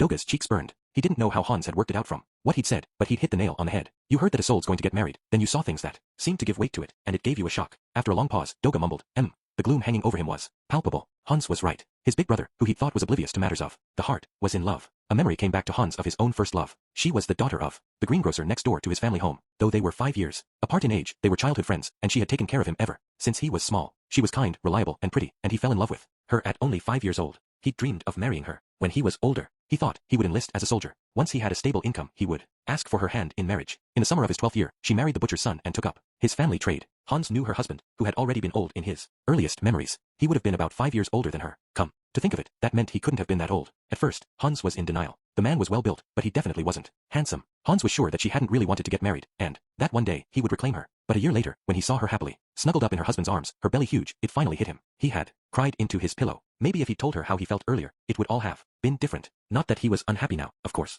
If he had married the greengrocer's daughter, he couldn't have married Doga's little sister. She wasn't like Doga at all. She was slight and sweet and steadfast. The fruit of their love was now shoveling down food in Doga's place. She was a robust child and bright, not like Hans. Most of all, she was cute as a button. Hans was confident there could be no one as happy as him, but it had come on the tail of bitter heartbreak. Thanks to that experience, he sprang into action as soon as he realized how he felt about Doga's sister. She might have thought him a little frivolous at first, but Hans had always been a gentleman with her. He worked harder than ever at his job as gatekeeper. Since he told her that he loved her, he hadn't slept with a prostitute once. As a result, he had won out over no small number of rivals to claim the happiness he had now. That was why Hans said, "Ask Isolde to marry you right away." Doga looked up blankly. You don't have to get hitched immediately. You could just do a betrothal. You just need to tell her how you feel. Doga didn't say anything. If you stand by for much longer, you'll regret it. But don't worry about whether you're a good match for each other. You're one of Azura's golden knights. We in the guards are proud of you, and we look up to you. Hold your head high and put yourself out there. Doga thought a little. He didn't know what made people compatible, but he knew a little about looks. Isolde was too beautiful to be a good match for him. You don't need to expect anything. Tell her how you feel and get your heart broken. At this rate, you won't be able to wish her well on her wedding day. At these words, Doga immediately made up his mind. He was going to tell Isolde how he felt. Chapter 3. Isolde and Doga. How many is it now? Isolde had left the training hall and was at home, sitting across from her brother in the living room. 26, she muttered, not looking up. Tantris tried to catch her eye, but Isolde kept hers averted. A little bird told me it was you who turned them down. Yeah. Why? Isolde pressed her lips together. It's just, I don't know. They're all fine men, good-natured, gentle, but, maybe they're too good. It makes their flaws stand out. They were royalty, introduced to her through Ariel. They were young and pleasant, and their conversations had been lovely, but they didn't hold back. Maybe Ariel had said something to them because they even told her about their fetishes. There was a tall Orpheus Azura, who was good-looking and kind and said he would devote himself to her after they were married. There was Basil Venti Azura, who was good-looking and strong and had a deep understanding of water god style. There was Carlos Ciodos Azura, who was good-looking and elegant and said he could support water god style from a financial perspective after they were married. There was Daniel Lapis Azura, who was good-looking and funny and made her laugh all through their conversation. There was Elliot Skiron Azura, who was good-looking and sweet and made her instinctively want to protect him. But they told her everything. They told her what they wanted to do to her in bed and outside of it and the little outfits they'd like to see her in. It was more than Isolde, with her limited experience, could keep up with. They seemed more than a little strange in the head. It honestly made her ill. Before she knew it, she'd cut them off. Isolde had developed a bit of a distrust of men. She knew not all men were as awful as these, but no small number of men out there wanted to do those sorts of things. She almost wanted to give up on marriage altogether. Flaws? Such as, I can't tell you. Things I can't speak of. Well, they are Azuran royalty. Azuran aristocrats were infamous for their perversions. The higher echelons of the nobility were too spoiled for normal tastes. That puts you in a tough spot, though. I didn't think you would turn them all down. Not all of them. I mean, there are still a few more. Be that as it may, it isn't looking promising, is it? Tantris said. Whenever she got to choose something herself, Isolde had always had a tendency to be too selective. I don't like that one, not that one either. In the meantime, the best options were snatched up by someone else, and she had to take whatever was left. Marriage was no different. All right, Tantris said at last. This is what we'll do. With due consideration of his sister's personality, Tantris made up his mind. You will marry the next one. But I can't just. I am sure he will not meet your standards. You get hung up on their failings, because you are in a position to be selective. Once you are married and living together, such flaws may come to seem trivial. You may grow to appreciate him. Tantris didn't like this sort of strong-arm logic. He thought Isolde needed time to choose, to get to know the other person to their core. But Ariel arranging this made him think that this forceful approach could work out. If Ariel had introduced her to these men, surely she couldn't go too far astray. He gave her too much credit. After a long silence, Isolde made up her mind. All right, it was true, she was being too picky. She'd always been like that and probably would be all her life. That part of her personality was well suited to water god style, and she was on the verge of becoming water god herself. But when it came to marriage, it was a problem. At this rate, she'd end up spending her whole life alone. The position of water god was esteemed. The people who knew her would give her admiration, praise, and commendations. She would smile back at them, talk to them, then when she was feeling good, she would go home to an empty room to eat a meal for one, get ready for bed, and sleep alone. That sounded so empty. You didn't become water god to win praise. Inside, there was another Isolde, separate from the swordswoman. She was always lonely, and that was why she felt empty. She didn't know if a husband and children would comfort the other Isolde, but if she had all the praise in the world, she wanted to come home to someone and say how proud she was of herself. And then, after she was done boasting, her pervert husband would ask her to do something rotten. But she had made up her mind. So where and when are you meeting the next candidate? Today. I'm told he's coming to get me in a carriage. Royalty is coming to pick you up? Yes. There were 3 candidates left. Isolde was unaware of this, but after hearing that she had rejected 5 suitors out of hand, the rest had gotten serious. They decided the order in which they would meet her through a stringent lottery. They were ready to mount their attacks. Just then, something caught Isolde's attention. There's some sort of commotion over in the training hall. The training hall adjoined the coolhouse, but this place was the headquarters of Water God style, so it had quiet flooring to match. Usually, you couldn't hear anything from where they were, but Isolde was a water emperor. She could hear the violence. Could he be here already? It's still too early, but I might have mistaken the time. I'd better go. I can't run the risk of offending royalty. That's true. Best hurry. Isolde and Tantris shared a nod, then set off for the training hall. The hall was in a tumult. The disciples in their training gear stood gathered around a man, heaping angry shouts and taunts at him. Master, a challenger has come from a rival school. He showed up out of nowhere and demanded to see you. The blood drained from Isolde and Tantris' faces. If their students had subjected a member of the royal family to such treatment, the whole training hall might be torn down. Had he not given his name? Stop that! Isolde shouted. The hall fell silent. Clear the way. That man is my guest. But he's all of you on your knees at the edge of the hall. At Isolde's order, the students scattered like baby spiders and sat down in lines. The students had been trained to do that from way back in her grandmother's time, but that wasn't important. Right now, she needed to apologize. With the students out of the way, Isolde looked over at the man. She found herself looking at an enormous man. He was more than 2 meters tall, and his shoulders had to be close to a meter across. He was built like a boulder. Isolde knew that boulder. Doga. He turned around when she called out to him. It was him, none other than Doga, the royal gatekeeper, one of the 7 knights of Azura. He looked out of place, almost shrinking back in fear. But when he saw Isolde, a relieved smile broke over his face. I just saved your lives, Isolde told her students. This man is North Emperor Doga. If he wanted to, he could take all of you out with one. That was as far as she got before she realized what Doga was wearing. That was a knight's Seerman eel uniform. Isolde had never seen him in it before. He only ever wore his golden armor or his gray armor. Ariel never said anything about it. In addition to his unusually tight outfit, he had a bouquet in his hand. In the vastness of Doga's fist, the bouquet looked small, but it was, in fact, enormous. Why are you here? Did something happen to Her Majesty? Is it an emergency? Isolde asked, furrowing her brow. In response, Doga moved slowly toward her, then held out the bouquet in his hand. Could it be? He was in a formal uniform and holding a bouquet. Of course she also thought, it can't be, but her first thought won out. Isolde Kluel. I love you. Please, marry me. Could it be that Doga was a member of the Azuran royal family? She was struck by a thought. Doga was the only man entrusted with guarding Ariel in her private chambers. Luke was a special case, but even Sandor wasn't allowed to bring a weapon near those rooms. He even stood outside her door in the middle of the night. As far as Isolde knew, he wasn't a eunuch. People said he was safe and harmless, but he was still a man. With his enormous size and the martial skill of a North Emperor, breaking into Ariel's room as she slept would be easy for him. Isolde had always wondered why Ariel had chosen a man like him. If he was Ariel's relative, if they had known each other well since they were children. She had heard that Doga had come from a tiny village on the outskirts of the kingdom, but royalty came from everywhere. Just as Ariel had once fled to a faraway land, Doga might have been in hiding during his childhood. Isolde. At Tantris' voice, Isolde emerged from the ocean of her thoughts. She might have just avoided a nasty situation. Perhaps Doga was a dark secret of the Azura kingdom. If she'd been careless, even she might have found herself erased. What's wrong? Tantris asked. She had to face reality. Nothing, she said, then looked at Doga again. He had just said, please marry me. There was no mistaking that. Isolde had once been desperate to hear those words. She couldn't have misheard. Doga radiated confidence. He had confidently strode in through the front gate, handed her a bouquet, then proposed to her. Isolde had imagined something more romantic, but in the right light, maybe. This was romantic. Holding out a bouquet before proposing in front of a crowd of people was on Isolde's list of romantic proposals, though obviously in front of a beautiful fountain or at a fancy party, not in a training hall suffused with the stink of sweat. No, she'd put that out of mind. That and many other things too. It's perfect timing, isn't it? Tantris said tentatively. He's another of the glorious 7 knights of Azura. You'd make a well-matched pair. Yes, but I don't. Isolde realized there were eyes on her, the eyes of her students. Let's speak in private. Doga, please follow me. Isolde turned to go. When she didn't take the bouquet, Doga looked sad for a moment, but he followed close after. That was how Doga was invited into Isolde's home. Now, he sat frozen on the couch, trying to make himself look as small as possible. The bouquet was laid over his knees. Isolde sat directly opposite him, her posture regal. Her face gave nothing away. It seemed almost as if she didn't have a thought in the world. Tantris was nowhere to be seen. He had left the pair in the reception room and gone to make tea. Isolde examined Doga's face. Under her inspection, he assumed a serious expression, but the way his cheeks trembled made it clear how nervous he was. However, Isolde wasn't concerned with that. She was interested in his face.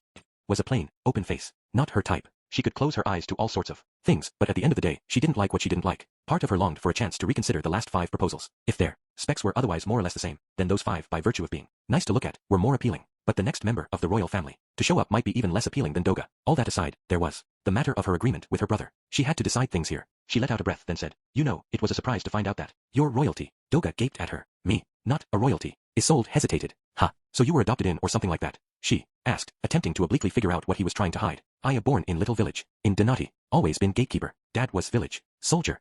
All she got from Doga was the story of how a totally unexceptional soldier had risen in the world. Well, perhaps not unexceptional. Isolde listened, trying to glean something from what he said. When he got to the part about crying, when his little sister had gotten married, she was so invested, she felt the tears well up. Then I hear that you, Isolde, get married. Before that, I wanted to at least say how I feel. Isolde was silent. He wasn't connected to any of this. He wasn't one of the royals Ariel wanted to introduce her to. In that case, Isolde decided she would refuse him. It was too bad, but she couldn't snub Ariel.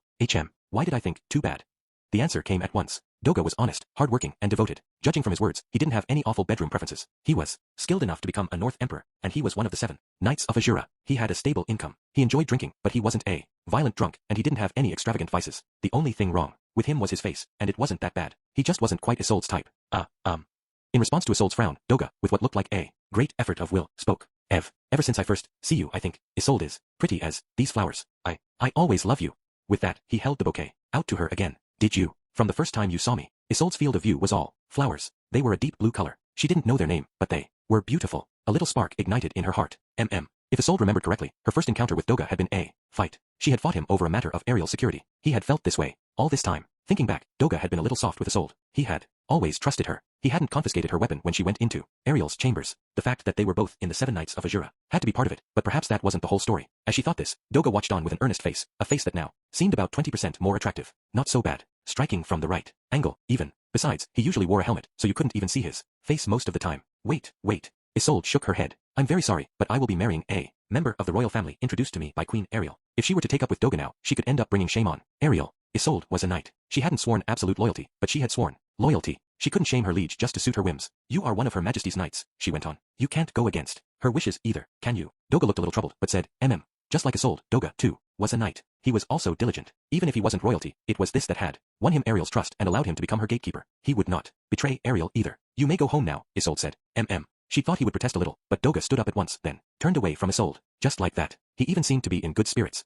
Was as though he'd known he would be turned down from the start and was satisfied just to have said it. Isolde was a little disappointed by this. She sighed, then looked at the table. One blue petal lay there. The bouquet was gone. He must have taken it home with him. I wish I'd at least taken the flowers, she murmured, picking up the petal. Isolde refused the next royal suitor who came that day. The next day, Isolde was at the parade grounds instructing. As she went through the forms, she ruminated on the previous day. Her royal suitor had been Fraser Cetius Azura. His perversions had been awful, just like the others, though he wasn't a bad person. Compared to Doga, however, he struck her as insincere. Still, if she had at least deferred her decision rather than refusing him, she could have avoided offending him. In any case, there were 2 left. Only 2 left. She had to judge them both carefully and choose one, she thought. Just then, a messenger came up to her. Miss Isolde, Her Majesty urgently wishes to discuss an apology.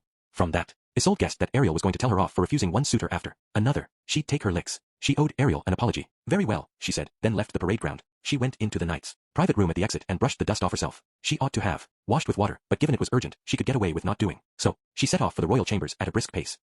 As she drew near to the innermost reaches of the palace, she felt something was off. It was noisier than usual. Usually, there were no soldiers or knights here, just empty corridors stretching on and on, but she could see agitated soldiers moving about. Did something happen? She wondered. No, the queen's summons took priority. Without pausing to ask them any questions, she hurried to the royal chambers. Isolde frowned. Someone who ought to have been at the door was absent. An enormous man built like a boulder and clad in golden armor, Azura's mightiest gatekeeper, never left this palace so long as Ariel was in her chambers. Doga, he was nowhere to be seen. As though to make up for his absence, knights stationed at the palace stood in rows around the royal chambers. They all had weapons at their belts. What a fuss. Every one of them was a veteran as well. There were even knights hailing from low and middle-ranking noble stock who would never usually have been allowed to venture this far in. That would be Sylvester's leadership. He never considered the repercussions of his decisions. Lord Ifrit, Isolde said, spotting a familiar figure. It was chief of the palace guard Sylvester Ifrit, the royal fortress. Miss Isolde, you arrived quickly. What in the world is going on? She asked. Sylvester grimaced as though he were trying to think of where to start. A few seconds passed, then he shrugged and said, Her Majesty wishes to apologize. He might as well have said go in there and ask. Giving up on getting an explanation here, Isolde knocked on the door.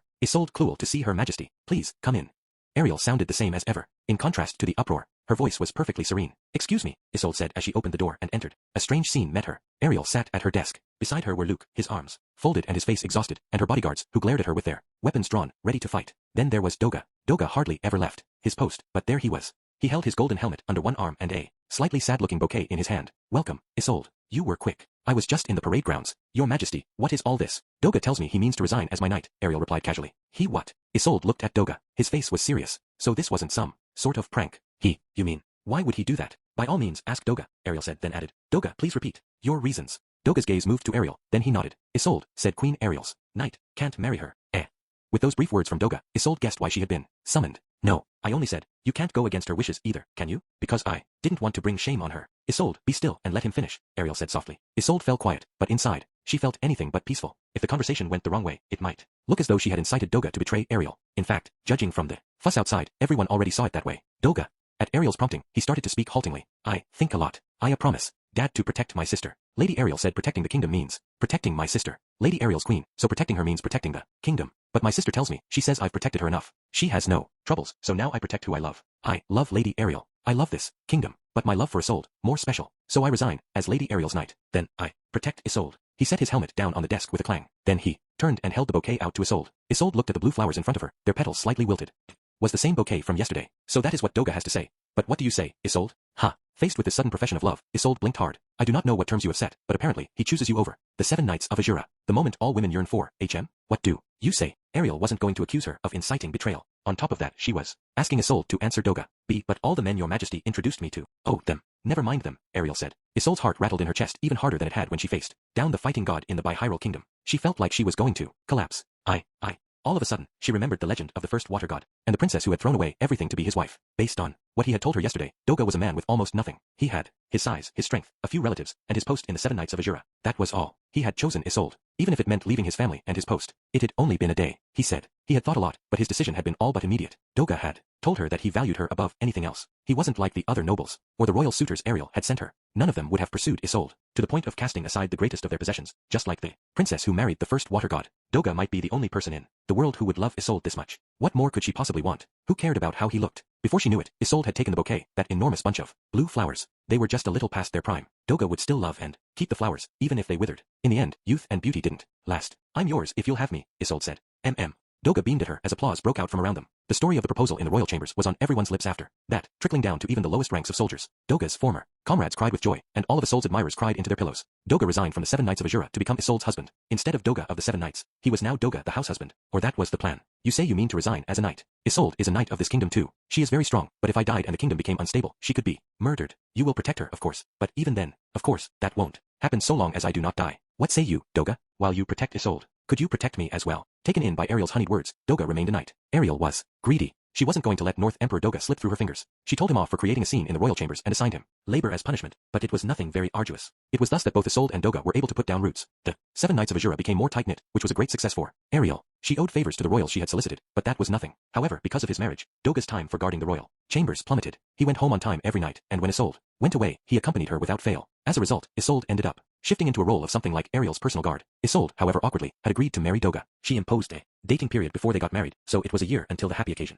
took place. Because of the delay, even after they were married, rumors went around that it was all one-sided affection on Doga's part, and Isolde didn't care for him much at all. Her attitude toward him in the palace stayed as chilly as ever. The rumors quickly fizzled out after an incident where Isolde accidentally called Doga darling in front of the soldiers, before turning bright red and trying to correct herself. People speculated she warmed up when they were alone together, and that is how Doga and Isolde became husband and wife. The woman they called the Mad Dog. I heard that my friend Doga recently got married. North Emperor Doga, the gentle strongman to whom I owed my life. To be honest, I was worried at first. An innocent guy like him. Some raven-hearted temptress must have tricked him, and if so, it'd be up to me to save him. I decided to see what Ariel knew. I was all fired up to investigate this seducer of men when a letter arrived for Eris. It was from Isolde Kluel, Water Emperor. Isolde, the wholesome beauty who'd assisted us in the battle in the Bihyrule kingdom. The letter mentioned her triumphant ascension to the title Water God and her inheritance of the name Rida. It also said that she had found love and gotten married to Doga. Doga, of all people, had made that willowy beauty his wife. Congratulations were in order. But even if she had helped us in the Bihyrule kingdom, who knew what nefarious things she was up to at night? You could never rule out that possibility. I asked Eris what sort of woman she was. Eris told me she wasn't a bad person. This wasn't enough to reassure me, so I went to the Azura kingdom to casually suss out Ariel's thoughts on the matter, made discreet inroads with Luke, and nonchalantly made inquiries with Ghislaine. I lurked in the shadows, watching Doga, went to introduce myself at the Water God training hall, and then put out feelers with the head of the Kluel family. My, Ariel said dryly, don't you have a lot of free time? It wasn't like that. I wasn't doing this to kill time. I owed Doga my life, and I wouldn't allow him to suffer. Anyway, in the end, one fact emerged. Isolde was the sort to choose a man for his looks. So you're a black-heart temptress after all, Isolde. Don't think I'll take this lying down. Only, the results of my investigations revealed that the two of them were totally in love. Doga seemed genuinely happy. Rumor had it, when there was no one around, Isolde called him darling and smothered him in kisses. Despite my intel that Isolde chose guys based on looks, she must have seen something in Doga other than his face that made her choose him. She took a convoluted route to get him, but she'd finally found a soulmate. In a similar vein, until Doga saved my life, I thought he was a useless blockhead. I'd been Blackheart. I'd been the bad guy. How could I judge Isolde? Having arrived at that conclusion, I gave the couple my blessing and set off for home. But wow, Isolde and Doga. You never knew who'd end up getting together. I mean, I never imagined I'd end up marrying 3 people. Misty-eyed about my own marriages, I made my way home. 3 days later, I want to go to the Beast Folk village.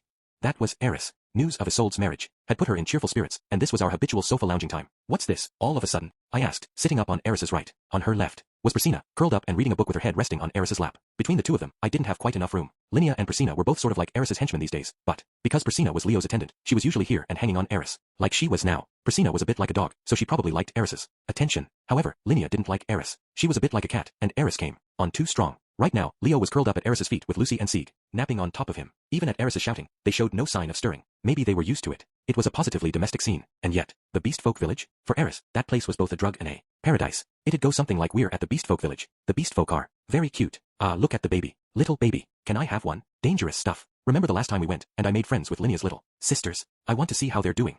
Minitona and Tersena, wasn't it? That's right, the two of them had to have grown up into candidates for warrior chief by now, surpassing their older sisters. If Priscina hadn't lost her position, she might have been an advisor now, rather than a candidate. She might even have been a high-powered career woman serving as warrior chief. A very different fate from lounging around on my couch. She might have lost that position, but she was still second in command of my Ruckwag's mercenary band. She worked herself to the bone in that role. The mercenary band's numbers had swelled, and it felt like Linnea and Priscina's position had risen the more people they oversaw. They didn't seem all that anxious about their place in life. Remember, you said we'd go once Lara was bigger. Well, I meant after she turned 15.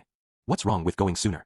Well, I guess Lara was going to be their savior, to ensure that she and Leo stayed so close. They practically read each other's minds. Maybe it wasn't a bad idea to foster close ties with the beast folk from a young age, but we can't just show up without warning, I pointed out. It'll be fine, right, Priscina? Just showing up in and of itself won't be a problem, she replied carelessly. No, you're coming too. I'll go, but that's not going to help. What, you don't mind? Last time, Priscina had gotten arrested for swiping from the village stores. There had been extenuating circumstances, so she was sentenced to be Leo's attendant. In theory, if she kept at it until Lara came of age, she'd be back in the running for leader of the tribe. It did seem like she'd fallen off the career ladder, though. It was hard to imagine the stubborn beast folk would recognize Priscina as a leader if she just sauntered back in after years away. Boss, I'm second in command of Ruckwag's mercenary band. You could even say I'm sub-leader of the pack. I don't love being lower in the pecking order than Linnea, but I've got to conduct myself with dignity around other packs. Wait, come on, you are in the running for leader of the Doldia tribe. No way, she hadn't given up, had she? She wasn't thinking that, like, even if she couldn't be tribe leader, hey, second in command of the Ruckwag mercenaries was good enough, or something. So far as the world's concerned, we're a minor enterprise, you know? Heh, don't you see, boss? I, the second in command of Ruckwag's mercenary band, will become leader of the Doldia tribe. The Doldias will gain a connection with a powerful pack. This is how I will stand out from the rest when the leaders selected. My triumphant return, you might say. Given the Doldias were connected with me, they already had a connection to Ruckwag's mercenary band. But then again, how stable was that bond? It would probably be a weight off to have one of their own blood in both camps. Oh, but it might be better to wait a bit longer before taking the sacred beast and Miss Lara. Why's that? For the beast folk, the sacred beast setting out on a journey holds special significance. They'll want to make it grand, with a ceremony or a sort of festival. That day will be when they first behold the savior. It's significant. So it wasn't a good idea to have Lara make her debut at this stage. The Doldia tribe will spend years getting ready for it. They'll ask all the tribes of the forest to help them to make a big thing of it. Right. I mean, I'm happy to contribute from a financial perspective. My pocket money might not go far at a beast folk festival, but I was the head of the Grey Rat family. For the sake of my daughter's big day, I would bravely do what it took to secure the cash. That's right, I'd even beg my employer to let me borrow it. You can't. The Doldia tribe is proud. That's why they're the leaders of the beast folk. They'll do it all themselves. It was a custom or a convention or something then. Well, if the Doldias were too proud to accept help, I wasn't about to get in their way. Still, you could at least go hammer out the arrangements now. True. If I didn't know what sort of ceremony it would be, I wouldn't know how to get Lara to prepare for it. I didn't think it'd be dangerous, but I'd feel better knowing. Then I guess we'll pop over there. All right. Eris jumped to her feet, and Priscina went tumbling to the floor with a yowl. She must have crushed Leo's tail as she did so because Leo growled. Eris apologized profusely, and then Lara, bleary-eyed, raised her head and made grabby hands up at Daddy. I picked her up. Let's go. Not so fast. We've got to get confirmation from Orsted first. He might be busy. What? Eris whined. But I wasn't about to abandon my job to go enjoy myself. That said, it was unlikely the CEO would turn me down about anything regarding Lara. He'd never once told me, if you've got time for that, you've got time for work. It was a bad idea to rely on that though. Eris was already at the door of the living room, but a thought suddenly struck her. Let's bring Ghislaine too. She won't come, will she? I wasn't totally clear on what sort of treatment Ghislaine had received in the Doldia village, but given what I remembered of Guy's attitude, there was bad blood there. Why not? Eris demanded. Ghislaine's an Azuran knight. She even had the gold armor last time. It'll be a triumphant return. That's right, Priscina muttered. Without meeting anyone's eyes, she awkwardly fiddled with the tip of her tail. This was peer pressure. Her face said. She absolutely knew how Ghislaine had been treated back in the village. Ghislaine herself didn't come across as all that conflicted about the Doldia tribe. Guy seemed to have reconsidered his opinion of her too, so it might be good for them to have the chance to have a nice moment together. At this rate, Ghislaine would go her whole life without returning to the village, then end up on her deathbed, whispering, if only I'd gone home just once. Okay, let's ask her. Woo. Eris strode triumphantly from the room. Leo followed her with Sieg, still on his back. That left only Priscina and Lara, who had fallen asleep again on my chest. So as not to wake my girl, I eased back down on the sofa. Priscina sat with us, like nothing had happened, and put her head on my lap. I shuffled my knees to get her off. Ow. You can't just put your head on the knees of a man's wife. Selfish. And you're the husband. I'm Eris's blushing bride, actually. Fuck off. This isn't selfishness. What happens when you start to smell of pheromones in front of my baby girl, huh? Priscilla tilted her head to put her feet on my knees instead.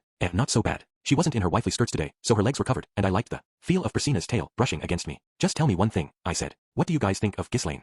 I think my dad and the others have some hang-ups, but to us she's like a cool aunt. It's not every day someone leaves the village to live by her sword and becomes a swordswoman. She's an inspiration to our generation. Ha, alright. I wasn't totally comfortable about it, but if Priscilla said so, I guess it made sense. Maybe I could manage some TLC. If Ghislaine said she didn't want to go, then that'd be that. I couldn't see her refusing if Eris invited her though, so I'd assume she was coming and go from there. The CEO readily gave his approval. He even gave me a gift to take with me. The new hire wouldn't shut up. Where are you going?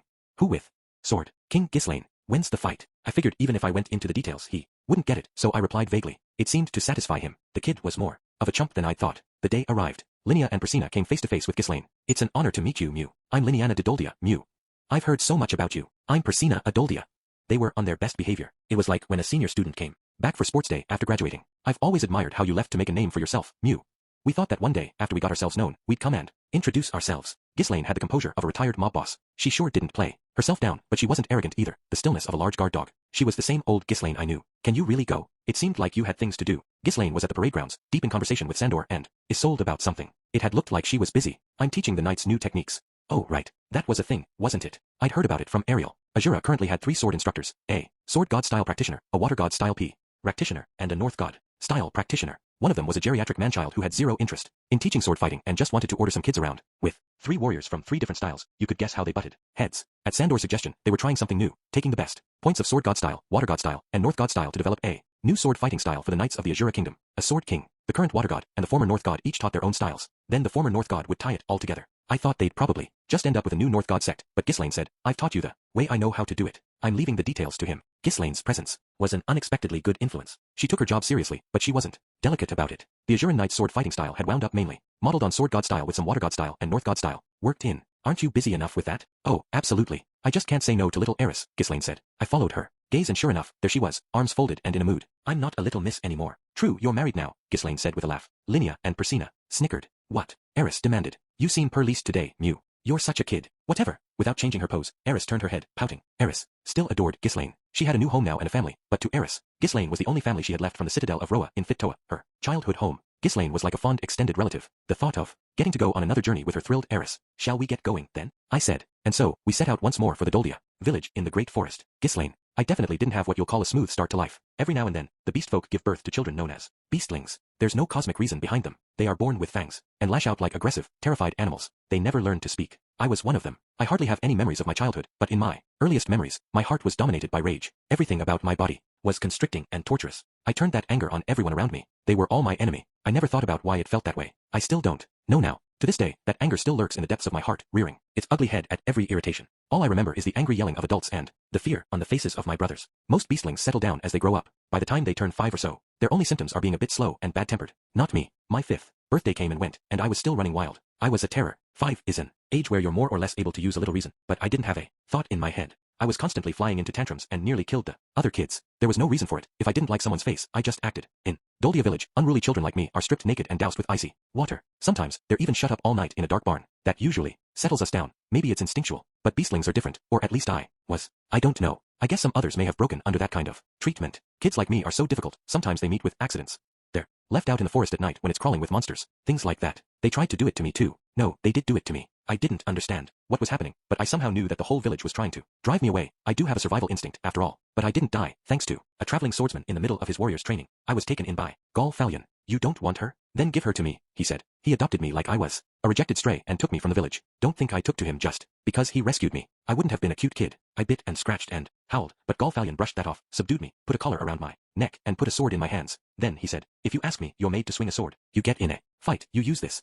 Looking back, Gall Fallion, my master, must have been crazy. Just think, he gave me a sword, then told me I could use it on whatever I wanted. This is me we're talking about. I wouldn't have trusted me with one. Still, he wasn't completely reckless with others' lives. For a while, we steered clear of inhabited areas. We roamed about the forest hunting beasts and monsters. In the morning, my master beat me to a pulp. When that was over, he dragged me in front of some monster and made me fight it, and I fought for my life. Sometimes I got injured, but I was never badly hurt, and I didn't die. He must have had a sense of how strong I was in relation to the monsters we fought, because he only ever pitted me against monsters I could beat by the skin of my teeth. In the afternoon, we ate the monsters we'd killed. After that, I could do as I pleased for the rest of the day. At the start, I attacked my master and tried to kill him. I couldn't have been more outmatched. He shrugged me off, then knocked me around a bit. But even that wasn't enough to cow me. I got up and went at him again. As a rule, he met my attacks with a grin on his face. He never gave me any formal instruction in how to use my sword, and I wouldn't have listened anyway. There was one case that was different, though, when I attacked him without my sword. If I tossed aside my sword during a fight, he'd click his tongue once, then throw an even harder punch than usual and knock me out cold. When I woke up, my sword would be lashed to my hand. I was an idiot, but after a year of that, even I learned a little. I knew I couldn't beat him, and if I lashed out randomly, I'd only get a thrashing.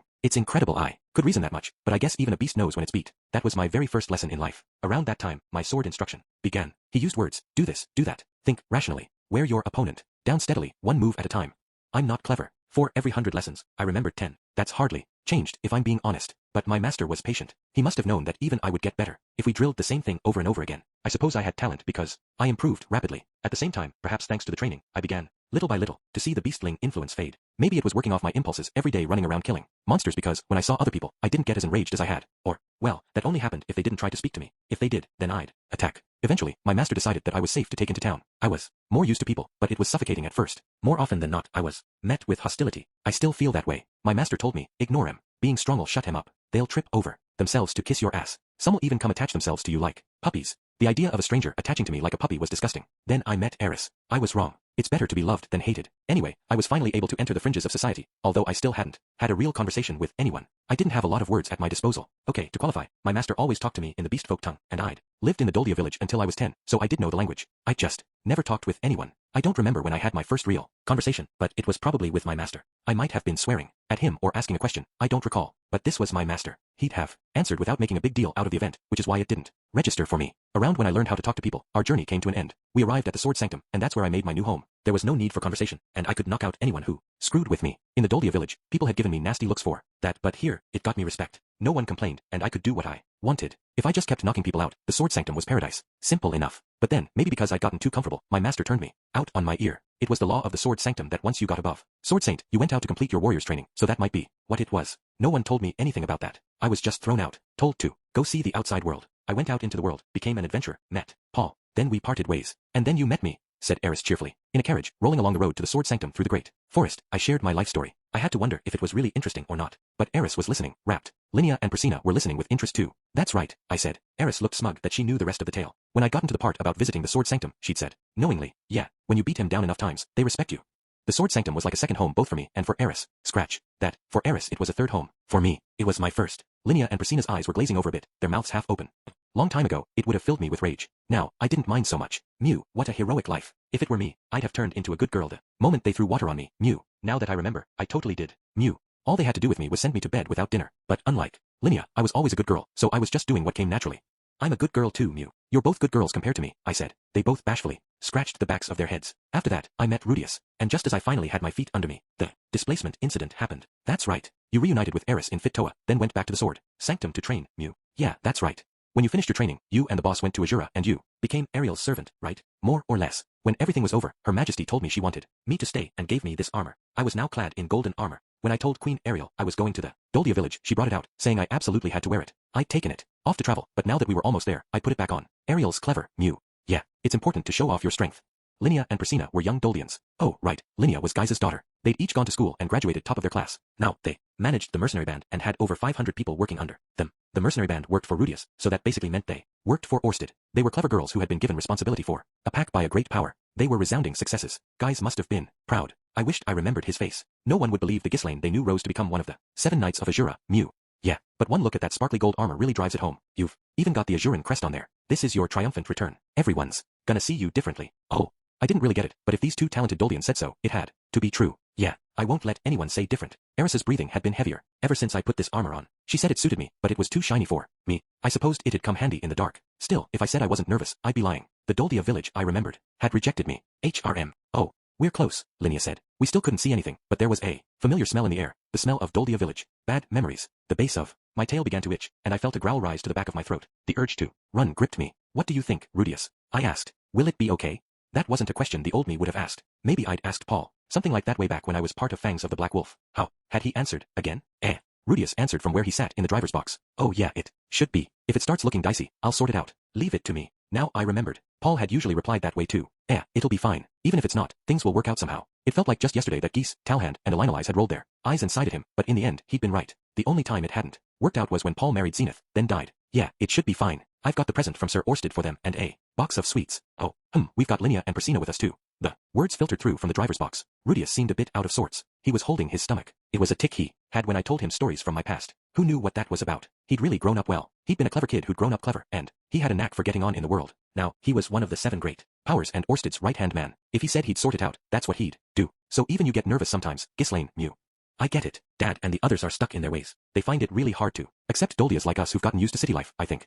Don't worry, Rudius is amazing, Eris said, sounding so much like I remembered her that it drew a smile out of me. Looking out the window, I could see a number of warriors running alongside the carriage. I could tell they were watching us, hiding in the shadows of the trees, lithe as cats and ferocious as tigers. They were downwind. I couldn't smell them, but the scent that hung over this whole area was unmistakably that of one tribe I had come home to, Doldia village. Guys, for Doldias of my generation, Ghislaine de Doldia was an object of fear and scorn. She was abnormal beyond anything we'd ever seen. Children like her were traditionally called beastlings, but her? She was something else entirely. Not even a person. It wasn't just that words didn't get through to her. Nothing we did to communicate with her worked, and we couldn't tell what she wanted. She always smelled of anger and frustration, and if you so much as met her eyes, she'd attack. She nearly killed me countless times. Every time she attempted it, she was stripped naked and doused in city water, then shut up in a barn, but nothing helped. That punishment was a surefire extinguisher of rage, and it calmed people down so quickly, you felt sorry for them. It worked on everyone, but not her. You could drench her in water or shut her up in the dark all day, but she only grew more furious, her rampages more intense. Nothing changed when our father made the decision to kill her, only to fail in the attempt. When she was taken away by an odd traveling swordsman, I felt overwhelming relief. She hadn't died in Doldia village, but I could rest easy. A creature like that wouldn't live long, I thought.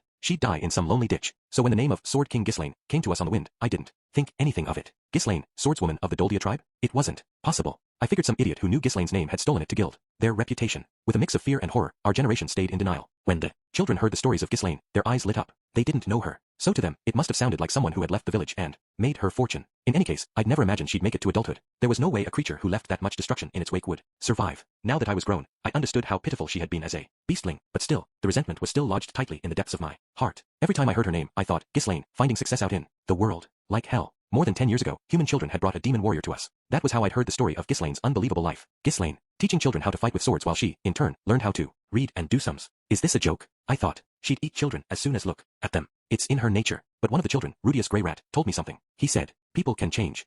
Impossible. I knew it had to be someone who had assumed the name. Or, rather, I'd hoped as much. Now, Ghislaine was in front of me. With her were Master Rudius and Miss Eris. My silly daughters had even come along too. When I asked why they had come, they said it was to discuss what would happen when Lara, Rudius's daughter and the sacred beast's chosen savior, came of age. It was true that the Doldia tribe held a ceremony upon the birth of the savior, the sacred beast's companion. The whole of the great forest would be swept up in the affair. It was a great undertaking requiring several years of preparation. Master Rudius was another species, and I doubted he had especially profound knowledge of the Doldia tribe, but he offered his assistance. It was much appreciated. I supposed Linnea and Priscina had brought him around. After they left the village to attend to the sacred beast, I had heard nothing of them, but they seemed to have done well for themselves. While they were there, they were even serving Master Rudius as leaders of a pack called Ruckwag's Mercenary Band. As a parent, I was proud. It wouldn't be enough to erase their mistakes from last time, but it was an achievement great enough to satisfy Minitona and Tersena, whose tensions over choosing the next chief were mounting. Minitona and Tersena were ambitious. They'd train even harder after seeing the girl's success. When Lara sets off on her journey with the sacred beast, all the tribes living in the great forest must consent to and be present at the ceremony. With all your connections, Master Rudius, we would be most